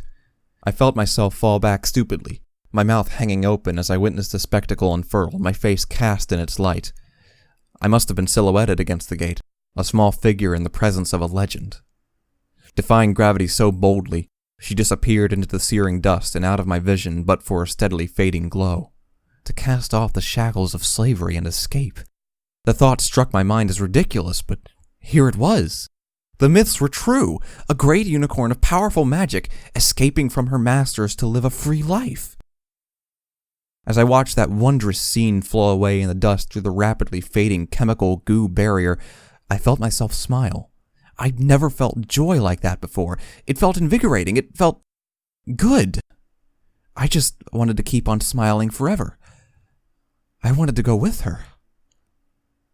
My mind struggled to grasp that concept, to identify it and take hold of the urge. Even as I heard the rush of slavers into the gate area to secure us and the bellowing of the griffins to trap the breakout before it left the fun farm, I had the first true inkling of something, a wish of my own. I dared to dream.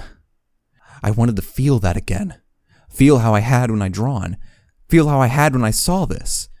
To feel my mouth smile, to feel excitement and passion. I wanted to feel this sensation forever. I wanted out of these chains. For good. You, slave, on the ground now! The slavers burst in from behind us. 2 guards and a third who'd slapped that sticker on my flank moved to keep us down. I barely heard them. I simply sat with my eyes trained on the roof of the cage.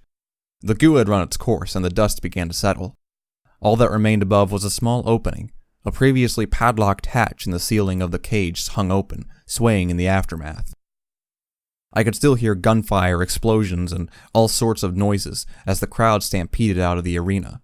A slaver's hoof dragging me away from the gate by my jerkin was the first thing to waken me from my dreams.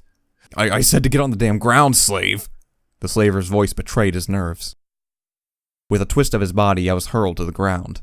I heard shackles being drawn by the slaver's unicorn companion as they moved toward me.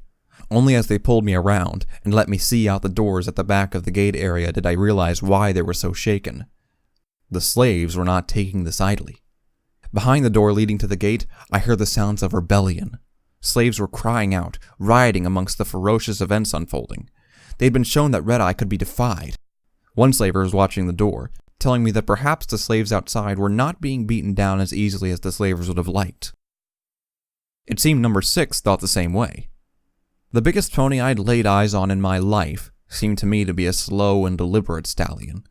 I'd imagined that an attack from him would be like a boulder rolling slowly across the ground, deliberate and implacable. How wrong I was. He moved like a boulder, all right, but one tumbling madly down a cliffside. The slaver didn't even stand a chance when the colossal weight of number 6 barreled into him, one giant hoof plowing the slaver's head into the concrete wall with enough force to make a sickening crunch.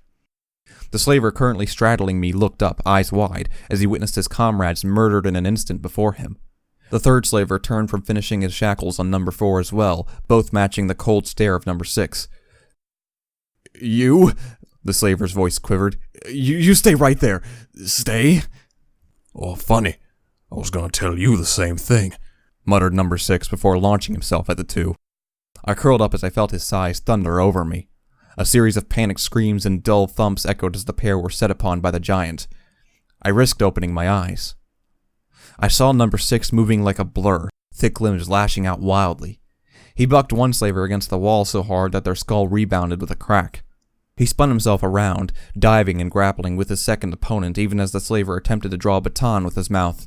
With a grunt and a heave, the slaver was hurled roughly into the gate, clean over my head, and landed in a heap with his colleague. The pair clutched themselves, groaning in pain.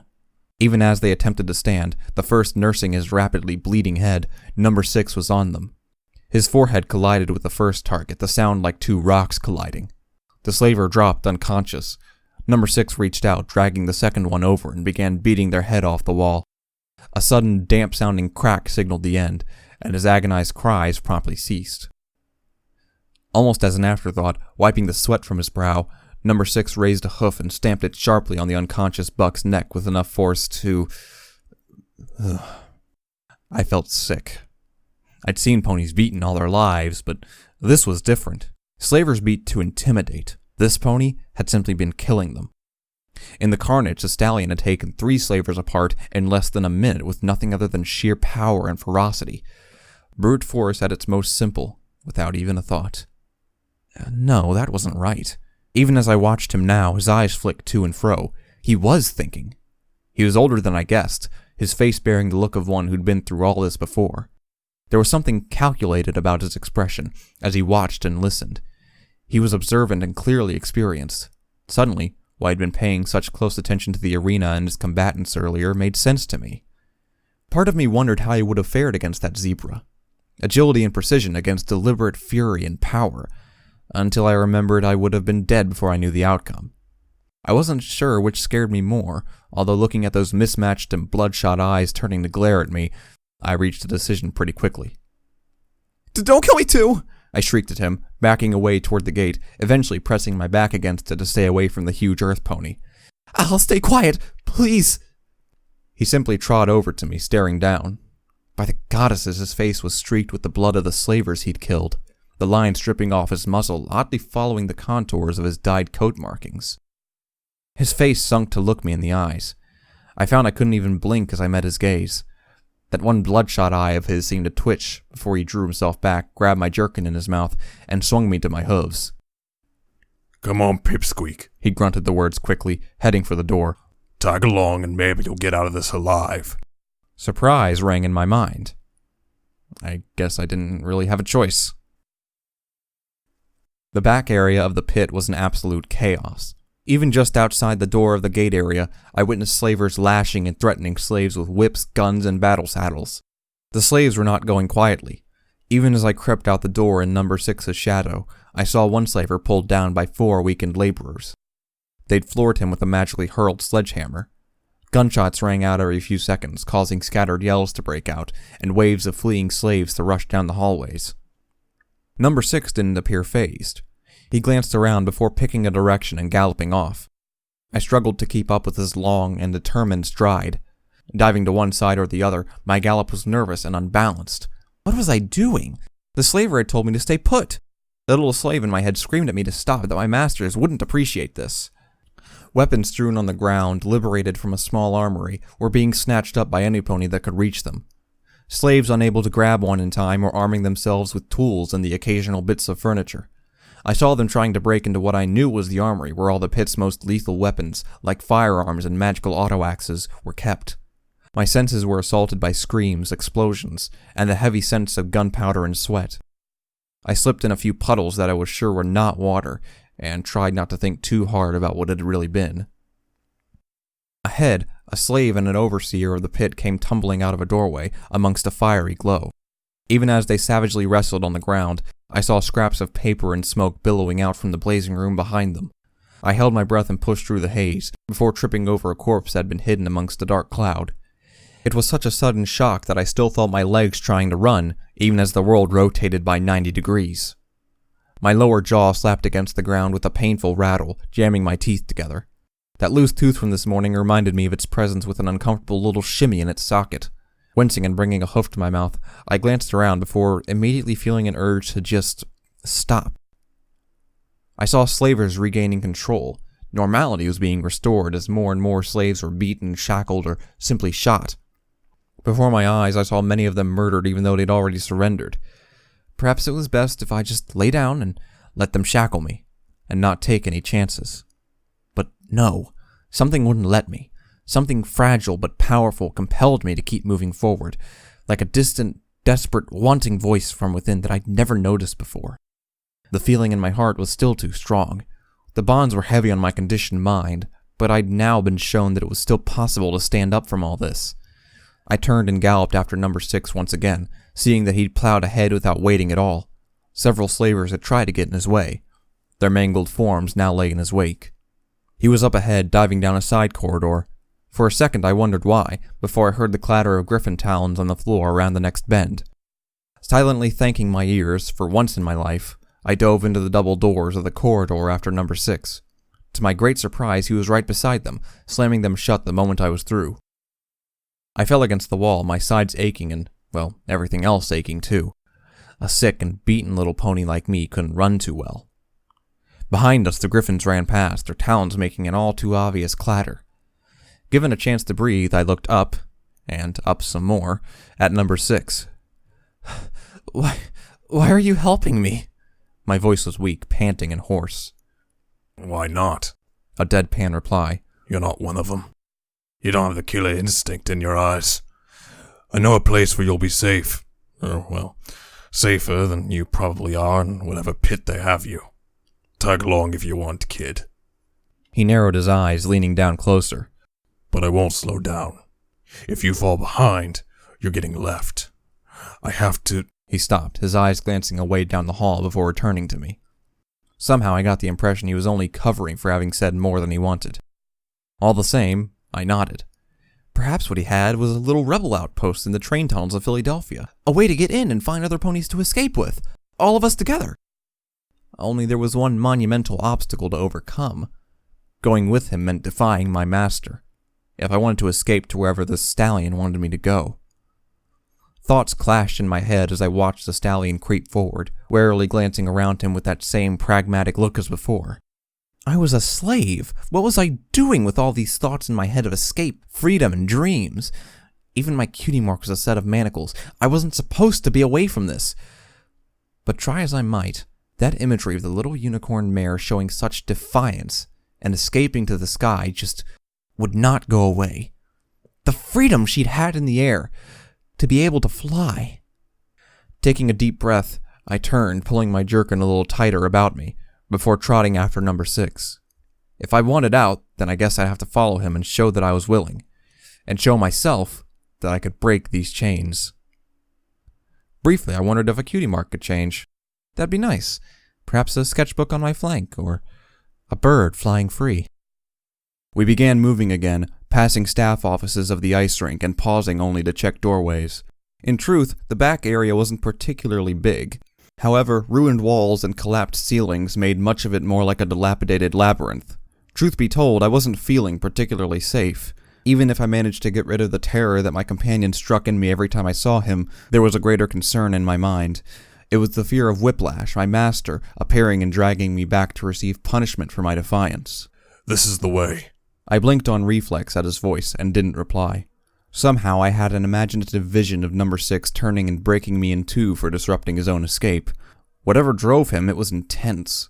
I wondered what his name was, only now thinking to even bother checking his cutie mark.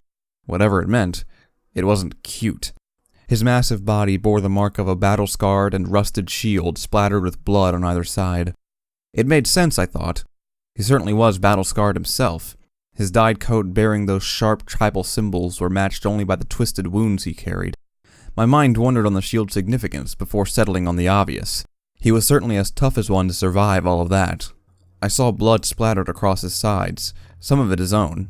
Running down his body, it mixed with the crimson stains upon his cutie mark, making the battered and bloody shield seem darkly fitting. I found myself wanting to draw that mark upon his sides, and felt a pang of loss at my journal being left behind at the fun farm. It was probably being used as bedding by some other slave by now.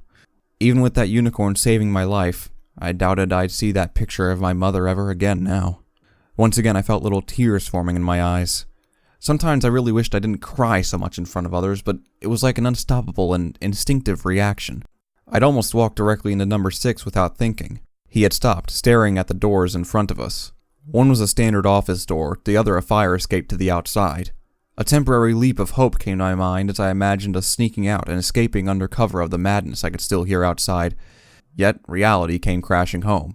To the side of the doorway lay the clunky form of one of those damned terminals beside it, a locked symbol displaying on its half-cracked screen. The colorful swearing of my companion under his breath as he checked didn't seem to imply he knew what to do with them either. Locked? Why are they always locked? Ridiculous pieces of intellectual... While reeling off a few words I'd never even heard, we backtracked. We passed offices and locker rooms, but could find no other way out. Most had been welded over. Minutes passed, and I could hear shouts nearby starting to pick up. They were searching the building. Number 6 snarled as we wandered into a dead end amongst a meeting room. Oh, this isn't getting us anywhere. Eventually, my companion vented his frustration by bucking the wall with one leg beside him, the strike offering up a sharp crack as the plaster broke under his hoof. I heard a squeak at the sudden sound. Damn it, why do I always have to... Wait, that hadn't been me. My hurting ears had heard something from behind a closed office door. Motioning to number 6, I really needed to ask his name, I pointed with a hoof toward the office. With a narrowing of his brow, he turned and bucked the door open. Or, rather, clean off its hinges. Out, now! He roared, diving into the room as I heard a scream of surprise and shock. Dragged by his tail, a worker over Red Eye was pulled out of his hiding spot and dumped into a chair. Right, and why might you be hiding? You know something? He said, voice heavy but low and full of savage intent. He clearly just wanted to get this over with. I got the sense he didn't enjoy waiting around in the middle of what was soon to become a war zone if the riots escalated. No, I don't know nothing. The worker, I presumed some sort of admin assistant, screamed in the stallion's face. So you know the password to the terminal then? Continued number 6, speaking factually in a low tone with a lethal-looking grimace. What? How did you... You just told me. He winked at the smaller pony. It was not a comforting expression. Oh... The buck looked around, then back to the big slave holding him. Shit. Got that right. Number 6 immediately turned him around and bodily dragged him back the way we came. Awkwardly ignoring the pony's pleas to me to get the huge stallion to stop, I followed them all the way back to the terminal. I felt just as surprised as number 6's captive. I hadn't spotted the simple ploy either. Clearly he wasn't stupid. All the same, I couldn't help but be afraid. He had that look in his eyes that I had seen before, when he'd pounced the slavers back in the Black Gate. This wasn't a slaver he was holding, though. For all I knew, he might just be a promoted slave. I ain't giving you the password, he bewailed. Stern would gut me. I'll gut you if you don't do it now, countered 6. Or perhaps I'll just start scoping your head off the wall until you do. Number 6 paused, and then lowered his eyes, bringing himself onto the slaver's level. And even if you do pass out, I'm very patient. Stern would kill me! There was a loud, echoing clang as the buck's head slammed into the metal wall near the terminal, leaving a painful-looking dent. The password, roared 6 into his ear. I winced, holding my own ears and backing off as far as I could. I didn't like how this was going. Fuck you, slave! Red Eye has things he could do to me that you never could. I'm too scared of him to worry about you. A second indent. Blood sprayed from his nose as he wailed in pain. Shit. He seemed to pass out until 6 batted him across the face with a hoof. I didn't like this at all. This wasn't persuasion or defense, this was outright torture. Despite what he said to me, I didn't feel reassured by the stallion one little bit. There was something unrestricted about him, like he chose to ignore all barriers of morality. If it hadn't been for his words earlier, I probably would have just ran. However, he was making progress. The worker's survival instinct had seemed to kick in, now begging for his life. Daring! I heard the worker wail. It's daring! No, it wasn't that simple, uttered 6, his gravelly voice not showing a hint of emotion while he turned and unlocked both the terminal and then the door. It clicked as the bolt retracted. With a satisfied snort, he turned to the worker. I saw murder in his eyes. He didn't want any pony left alive to inform the slavers of who had broken out. No, I told you! The worker clambered, crying in pain as he tried to drag himself away as number 6 snarled and dove for him. I managed to close my eyes in time as his hooves flew for the worker's neck, but even holding my ears didn't deaden the cries for mercy that were cut short by an agonized squeal. Inside had been chaos. Outside was war. Crowds of slaves poured from the stadium's doors in desperate surges. I saw slaves being crushed under the writhing mass of dirty bodies surging in all directions as 2 different crowds collided. They fell screaming as they were trampled to death. Amongst it all, slavers galloped to and fro, pointing guns and screaming to round workers up. Many slaves made a break for it before being shot down, their cries standing out above the overall ambience of panic and disorder. Even here, a few feet from the side entrance, I was almost bowled over by terrified ponies trying to escape the lashes or attempting to reach their own enclosures. How could any pony move through this? It was simply madness. We stood apart from it all beside the large garbage containers kept at the back of the stadium. But above the crowds, in the fun farm still, even more was happening. The fun farm roller coaster had somehow become active. The carts hurled around the tracks at breakneck speed. I witnessed guards opening fire on it. Was there a pony on that thing, and why were they firing at it with... Get down! I felt number 6 grab me roughly by the jerkin and hurl me behind the garbage bins before diving in beside me. A rocket intended to destroy the roller coaster had missed, and instead arced on an unclear trajectory, before curling down and shooting out of the sky to slam amidst a crowd just in front of us. The concussive wave was a half-second of total noise before a ringing deafness consumed everything. My body shaken, I felt earth and wet mud splattering down around me, even while holding my head to the ground. Shivering so badly I felt I might just fall over, I peered up and opened my eyes before closing them right away. That hadn't been wet mud. I felt the enormous stallion move. He was heading away already. Forcing my eyes open, I began to limp after him, my sprained joint aching on every step. With the start, I noticed my jerkin had been half pulled from my body by the stallion's rough handling. I staggered as I hastily reset it around me properly before following as best I could. I couldn't avoid looking to the side, seeing the horrific aftermath of the missile strike on the crowd. A small crater surrounded by mutilated bodies and slaves torn up by shrapnel. No doubt they'd simply be left to die, for no pony was coming to their aid. Instead, everyone ran in panic, fearing another missile any second. Guilty feelings reminded me that I was hardly stopping either. Terror clenched my gut like a vice as I struggled to see the stallion ahead. He stood a head above any pony else in the area, but with my size, fighting through a crowd was next to impossible. Any second another missile might land or a slaver might open fire on the crowd. I'd seen a couple doing just that earlier. Above, a wing of griffins soared over toward the roller coaster, and I heard an immense crash from the building that housed Red Eye's operations in Philadelphia, the Fun Farm's giant barn. Smoke billowed from one side as I saw Red Eye's forces moving to congregate on it. Had the coaster cars crashed into it? My attentions were brought back to the ground, drawn to a group of ponies rushing across the edge of the crowd. I saw 3 of them fall, their flailing hooves causing a dozen more of the panicked slaves to trip and fall over the wounded. There wasn't any order. Some even tried to go back to the stadium. I dove, ducked, and weaved my way as best I could through the frantic obstacle course of flailing hooves and bodies. All it would take is one stray hoof and I'd be helpless on the floor. Slaves! Halt or you will be fired upon! Halt where you are now! My instinct kicked in. I faltered, hooves trying to stop, but the crowd swept me on.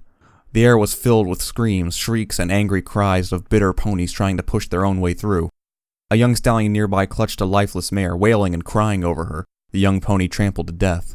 I saw 2 slaves begin fighting over who bumped who on purpose, hooves flying as they collapsed to the ground together. All around me, terrified ponies ignored the commands across the PA system. I wondered if they even heard it. Perhaps only I could. Guards, open fire! Battle saddles unleashed a torrent of firepower from the walkways above. Miniguns roared, huge anti-material rifles boomed, and magical weapons lent their own unique and disturbing zaps to the volley. Griffin handheld firearms joined the cacophony of weapon sounds as they picked out individual targets from above. Only now did I realize what had been happening. The slave crowd I'd ended up in was headed for the main gate. It may have been accidental. I'd bet most didn't know where they were going in the mad rush, but I saw what Red Eye's forces had figured out was going on. To their eyes, the slaves were making a break for it, and they intended to punish it with enough blood to quell any rebellion. Briefly, it occurred to me that the majority of these slaves were not the ones whom had actually rebelled beneath the ice rink. The front ranks of the riot were torn asunder. Ponies fell in droves with the fusillade of gunfire ripping through them. I couldn't see it directly, being too far back, but I heard the horrible sounds of bullets tearing through flesh, and the unsettling flares of ponies being atomized or melted by magical energy weapons. Yells turning to shrieks, the crowd swung to a halt and tried to double back. Those turning met the rest coming behind them in a collision that broke bones and bloodied muzzles. The sound was shocking, bodies slamming into one another over and over. Slaves terrified of what we'd run from and others terrified of what was stopping them. Trapped between gunfire, plowing collisions, and panic, I didn't know what to do. My instinct said, go to your enclosure, but my heart said, keep going, escape. I didn't know which to follow. Fear, emotion, and adrenaline coursed through me. I'd never felt like this before. Emotion wasn't something I often knew outside of crying, but now, with so much of it at once, I was overwhelmed. Eyes streaming in confusion and panic, I hesitated and froze. I fell in the crowd and was thrown to and fro by it. I was knocked to the side by a large mare fighting her way back through the masses, and then squeezed between 2 others as they both fell. Some ponies screamed in my ear. A stallion slammed into us all and tripped. I couldn't see anything but grimy, rushing bodies. I was trapped amongst sweat and noise, unable to get away. I tumbled and dove, trying to avoid being crushed. I didn't know what to do. Squirt! My eyes blinked open, wiping my tears before shrieking and scrambling to the side to avoid a pony crashing to the floor near me, stone dead from a bullet to the forehead. Ahead, off to the side of the crowd, was number 6. He wasn't waiting, but he'd shouted to me as he ran off down a side street that led deeper into Philadelphia.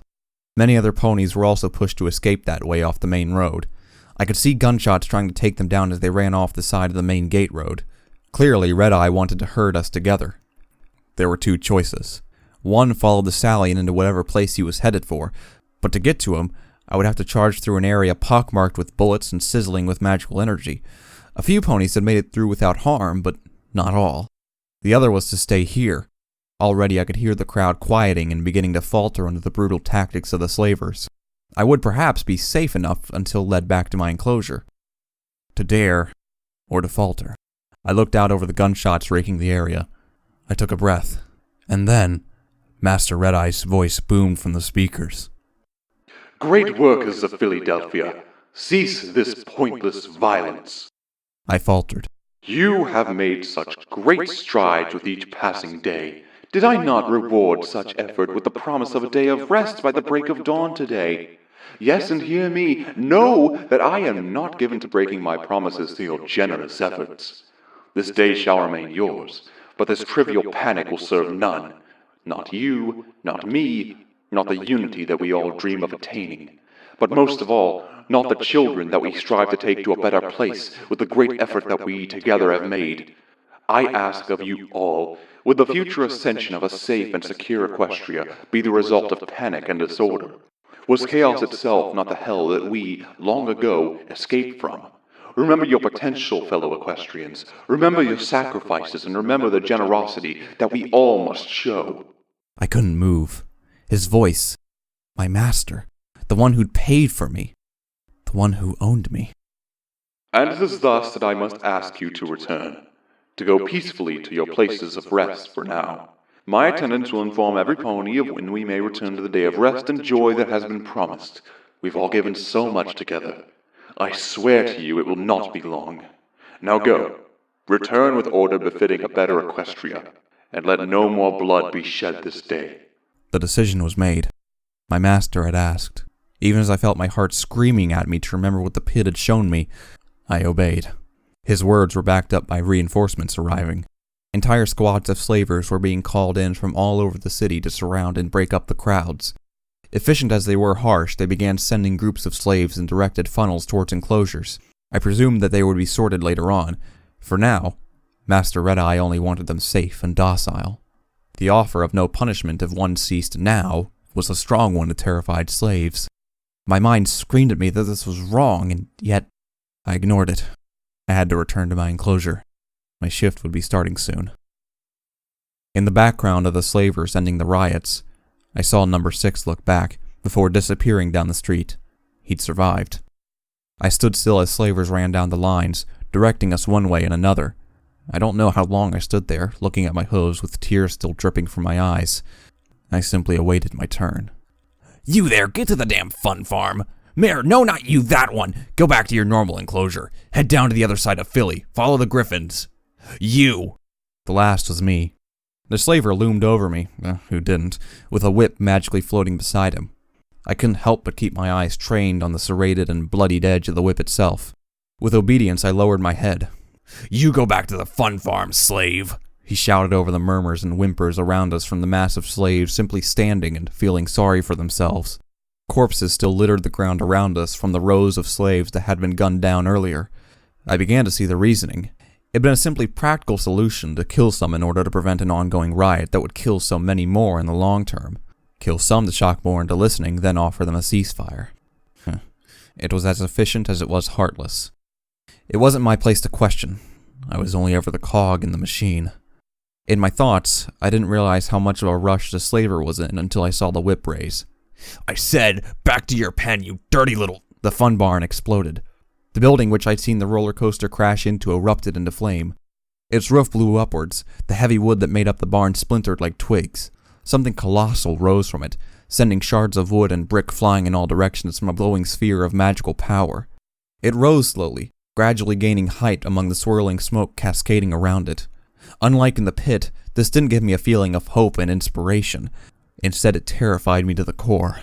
I didn't wait to see exactly what it was, but I could only imagine it was due to the mayor's escape.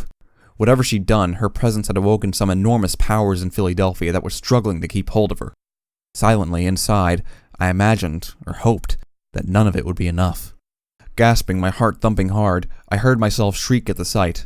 Shutting out the sounds, I darted to the side while the slaver was distracted, dragging my eyes away from the massive monstrosity on top of the fun farm. Dodging through startled ponies, I made for the petting zoo. I could just hide in a corner until all this blew over.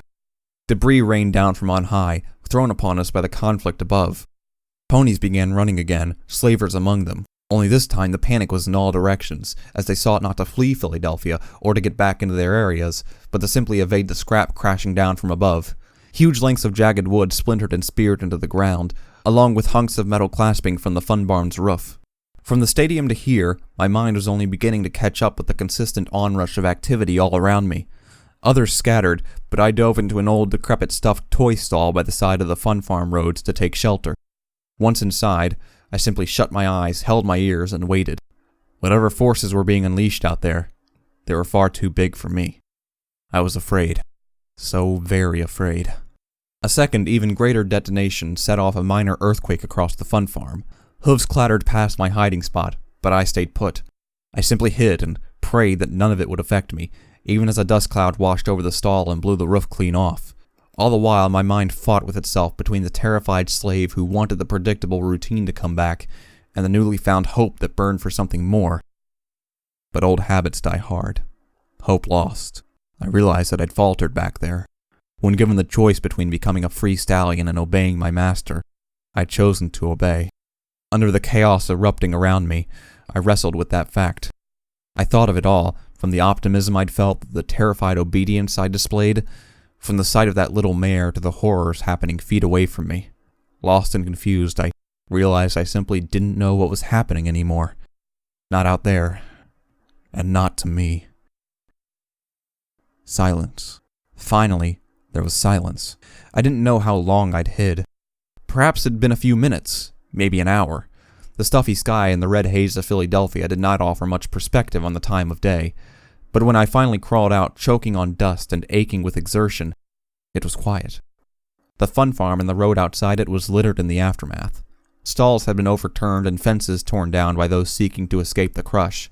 A fire barrel had been knocked over, its coal still burning on the ground. Even as I watched, an exhausted guard tossed sand over them. The crowds had dispersed for the most part. I still saw some slaves clustering in ditches beside the road or under what shelter they could. Some were grouping up to nurse wounds, but most were just huddling together for support. Occasional corpses still littered the fun farm's pathways in the street outside. About 100 meters away, I saw slaves being tasked with clearing the mass of bodies from the road. No slavers were nearby. The majority were no doubt busy with the recovery efforts and wrangling up a few stragglers. Plus, Master Red-Eye himself had said that this was still a day of rest for us. He rarely lied about that. I wouldn't be surprised if he ordered the slavers to ease off for a bit. Yet, even as I turned in a full circle, I saw no sign of whiplash. I saw no griffin shooting at me. No giant stallion urging me to break the rules and follow him. No unicorn mare inspiring me to shake off my chains. As I stood in the silent aftermath, I felt incalculably lonely. The peace wasn't to last long. My day had one last horror to inflict, one final challenge to overcome. As I made my way back to the petting zoo, intent on searching for my journal, I saw them. Look who it is! Little Runt didn't die after all. I did as I always did. I put my head down, tried to ignore them, and headed for the pigsty. Only the pigsty was no longer there. I heard them trot up behind me before turning to meet them. I could sense this wasn't going to end well at all. I had no place to hide anymore, and there were no overseers around to stop them. I felt my sprained leg prematurely ache at the no doubt large amount of running to be involved soon. The trio were filthy, covered in grime, wounds, and dust from the massive crush earlier. I could only guess they wanted to take their anger out on some pony, and I had just wandered in right on time. There were 2 stallions and a mare. All were earth ponies. Not exactly burly, but giants in comparison to me. I could swear they were related or something. Each had the same dirt brown coat and only their manes to tell them apart. Black, dirty yellow, and crude green for the mare. Each wore the ruined scraps of rags they called clothing. I was sure that they were only for the intimidation factor of ripped fabric around their bodies. Their cutie marks were, in turn, a plank of wood with a nail through it, 3 small rocks, he threw similar sizes at me a lot, and the mare's was a lasso. She'd once proven that talent by binding me in rope and hanging me from the fence until Whiplash found me. After, of course, her brothers in harm had used me as their piñata. Apparently that had been my fault somehow. They were despicable ponies, but they'd never been truly deadly. At best, just an aggravation, and at worst, a torturous presence that brought more hurt into an already miserable life. That seemed to be changing. So we was thinking, the mare spat on the ground. You was meant to die in that pit, right? And you didn't somehow. The black-maned buck quickly finished for her, while slowly circling around me. They had dangerous looks in their eyes, and I began to feel the fear creep down my back. Their voices were different. Now they were rebellious and full of menace, not the whiny posturing of before. I backed away, trying to keep all three in my sight. I was let out, because of what had happened, I muttered, my head low. I didn't want them to look at my face. And I got told to return here. I just want to go to sleep. I won't disturb... While I'd been speaking, the first stallion rushed me from behind and shoved me harshly. Yelping, I was barreled over in the mud, right in front of where the pigsty used to be. I hit the ground hard, letting out a little whine as my injuries flared all the more from the fresh impact. Behind me, the three gathered together, grinning wickedly. So we was thinking, she continued, apparently the de facto leader for today, if you died now, no pony would ever notice or care, right? Could just blame it on the riots earlier before that big sphere thing blew up atop the fun farm. Might start clawing some respect back amongst the others in here. Oh, goddesses. They weren't wanting to just beat me. They wanted to go up the pecking order. They wanted to be seen as the dangerous ones. They wanted blood. I swiveled on the ground, twisting to look at them. Why couldn't I just be left in peace to slave away? Why never just alone? All I wanted was to be left alone. The fear from before returned, only now this wasn't the arena of my nightmares. This was reality. 3 ponies wanted to kill me, and were going to do so. This just wasn't fair. I'd chosen to avoid dying to stay with Master Red-Eye, and now they wanted to kill me. This just wasn't fair, I screamed, my thoughts exploding into reality. The surprise on their faces made them pause in their approach. Any other pony, that stallion maybe, might have seen an opportunity to attack, to hit them first, but I wasn't like that. I ran. They didn't take long to recover at all, for even as I slipped and staggered out of the mud toward the exit of the petting zoo, I heard the clatter of their hooves behind me. This felt familiar, and I fell into the instincts of a runt who'd grown up avoiding the bigger siblings of the world. The slaves at the rock farm had chased me through the field because my lack of work had earned them all punishment. From that, I'd learned that I couldn't outrun other ponies because of their longer strides. Instead, I tried weaving, diving over bits of fence and ducking under stall doors to stay ahead of them as the chase broke out into the fun farm. Other slaves and the occasional busy slaver glanced at it, seeing 3 larger ponies chasing after a little runt that was scampering about with tears in his eyes. My size let me dive into areas they couldn't. I saw an area between a fun house, where you can keep smiling forever, and a merchandise stand ahead of me. I'd spotted it long before for just this purpose. A thin alleyway. If I could get through, perhaps I could escape. I could go find number 6 again, take up his offer, and escape these ponies forever. Can't run forever, runt. Gonna break ya. A stallion's voice rang out shockingly close behind. Turning my head, I saw him approach running low and catching up horrifyingly fast. Crying out in fear, I ran into the space of the alley and got stuck. Even my malnourished body was just a little too thick. I got jammed by my hips, my head and front legs held in the air as the back half of my body scrambled fiercely on the ground to try and push myself through. I could sense them galloping closer, hear their screams of triumph. I couldn't budge. Got you now, little runt. All jammed up for us. I panicked. My hind legs could barely reach the ground. I felt myself push an inch forward. At a few seconds at most. I couldn't even look back to see them. The gap was so thin. Claustrophobic feelings rang in my head as I shook and felt myself jam all the more tightly in place. Got you. No! I felt hooves grab my rump. Strength more than my own began to pull me back out of the gap. Incoherently shouting, I didn't even know what I was saying as I lashed out in fear at the assailant from behind. With a sharp crack, I felt my right back hoof connect with something, the impact shoving me forward into the gap far enough to pop into a wider section of the alleyway. Twisting around, I saw the black-haired stallion lying on the ground, nursing a bleeding muzzle, before looking up at me with wild fury in his eyes. His companions had split off, clearly running around. I couldn't waste any time. Beyond the alleyway, there was a small fence. The few seconds it took me to find a box, Celestia ascend my small height to the damn moon, gave them an opportunity to catch up. Only just missing me as I dove out of the fun farm into... Actually, I didn't even know where I was going. I'd never actually come through here. As it turned out, it wasn't a particularly easy fall on the other side. It wasn't a particularly short one either. I screamed and fell off the 10-foot gap where the ground of the fun farm dropped off into its sloped back areas. Rolling and scraping down a rocky embankment, I floundered toward a muddy refuse pit filled with piles of old scrapped rides from the park. Crashing into the ground at a high speed, I felt my entire ribcage buckle from the impact. I lay still, struggling to breathe, my lungs wheezing. I felt the burns in my body from the mudslide down the slope sear in pain. Annoyingly, that pink pony's mantra to look before you make that hop, skip, and jump from the recorded play park speakers back within the park seemed like all too good advice right now. How I detested that happy-go-lucky voice. I staggered to my hooves, glancing around before falling again in the same spot. The ground here was slippery and hard to get a grip on. Even to a pony with perfectly fit muscles and good balance, of which I had neither, it might have been difficult. Gotcha, you slippery little bugger. Hearing the second stallion's distinctive accent, I turned to witness them sliding down the same embankment with greater care than my haphazard fall. I didn't even have time to move before he charged directly into me, sending me sliding back across the mud into a pile of scrap.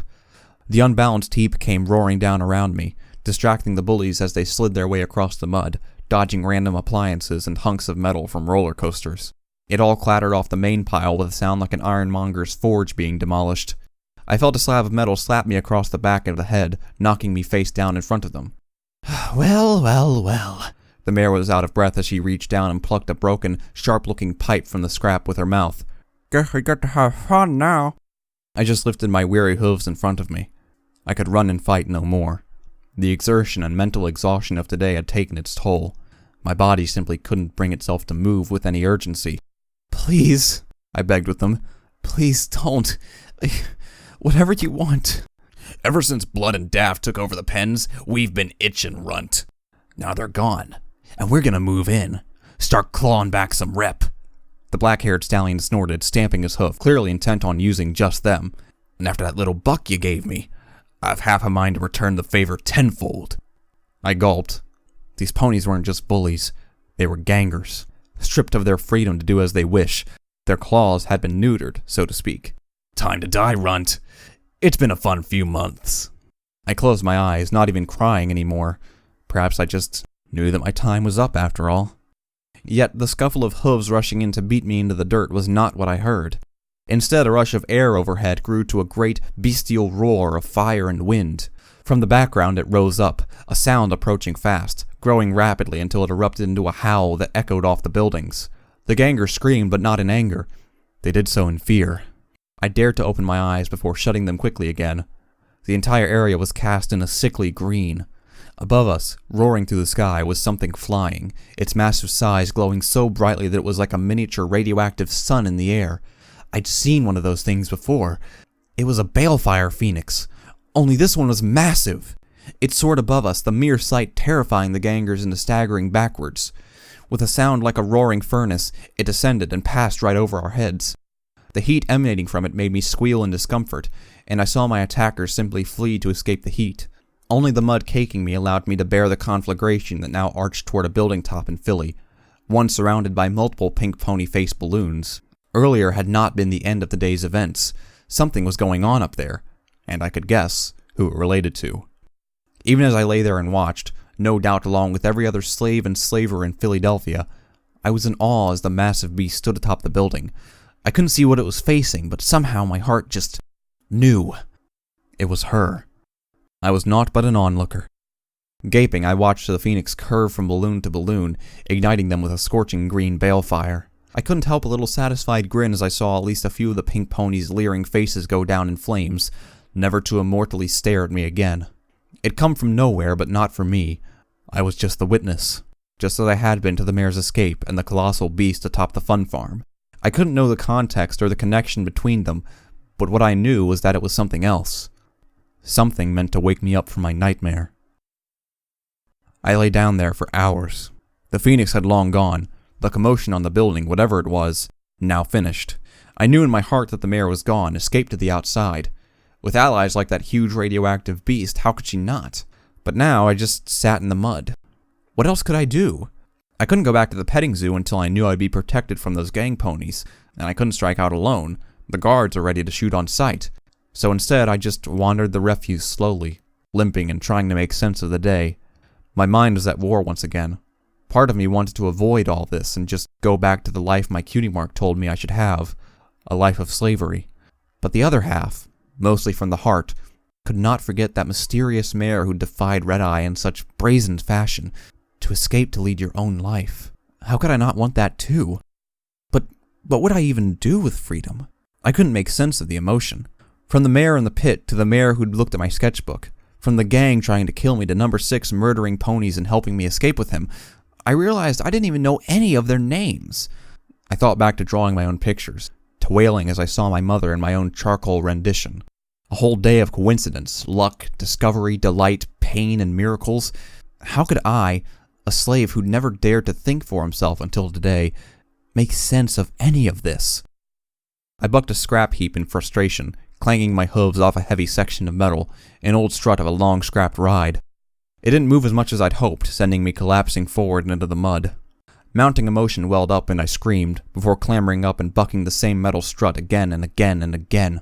Every strike feeling exhausting, but the worry and anger overflowing until I finally gave it one last strike. With a creak, it tipped back, and took most of the pile with it. Squealing, I dove away, floundering in the mud to escape the 6-foot-tall pile as it dropped and rolled down the slope. Yet behind it, something was revealed. Not more scrap, but the skeleton of a pony that had been half buried in the mud below the broken ride parts.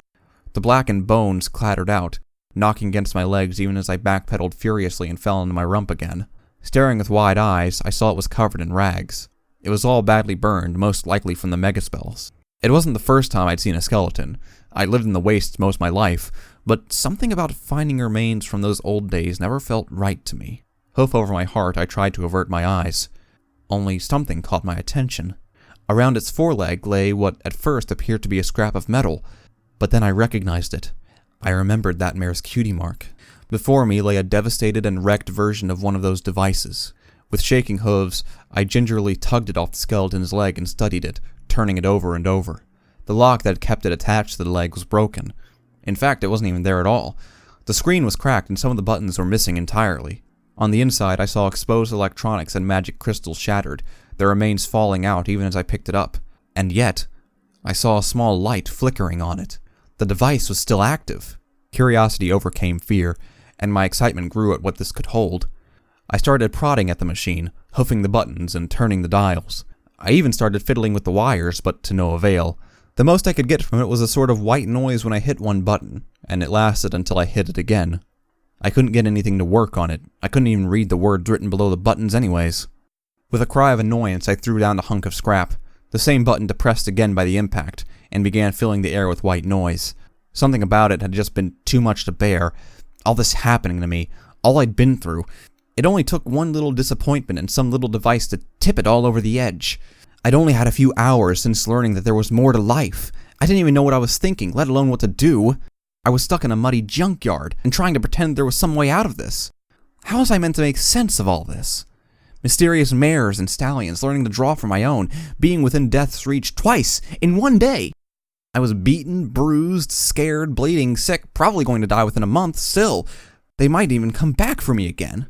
And just as I had begun to understand that maybe there was something more waiting for me, this stupid device up and refused to tell me anything.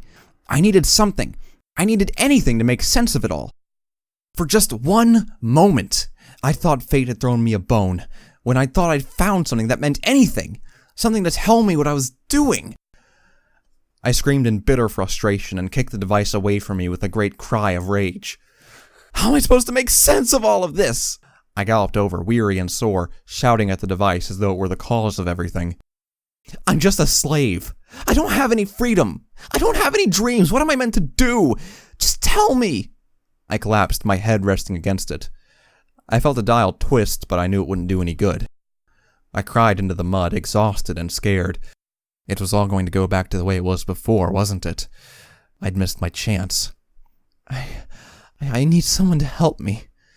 Anyone, please. Just someone to show me the way. The dial twisted one tick more, and the white noise stopped. In its place came a comforting voice. Hello, Wastelanders. This is, of course, your friendly little light in those crazy old equestrian wastelands day in and day out, DJ Pone 3. I'm here with, you guessed it, that thing that used to give us all the blues. Yep, it's the news. And let me tell you, little ponies, do I have some good stuff for you today following the activities of every pony's favorite stable dweller out in the blasted pit of Philadelphia. Footnote. Perk attained. Lucky break. Whatever's changed for you, it's been for the better. Perhaps you've been working on a sixth sense, Or maybe you found a lucky charm. You gain +1 to your luck statistic.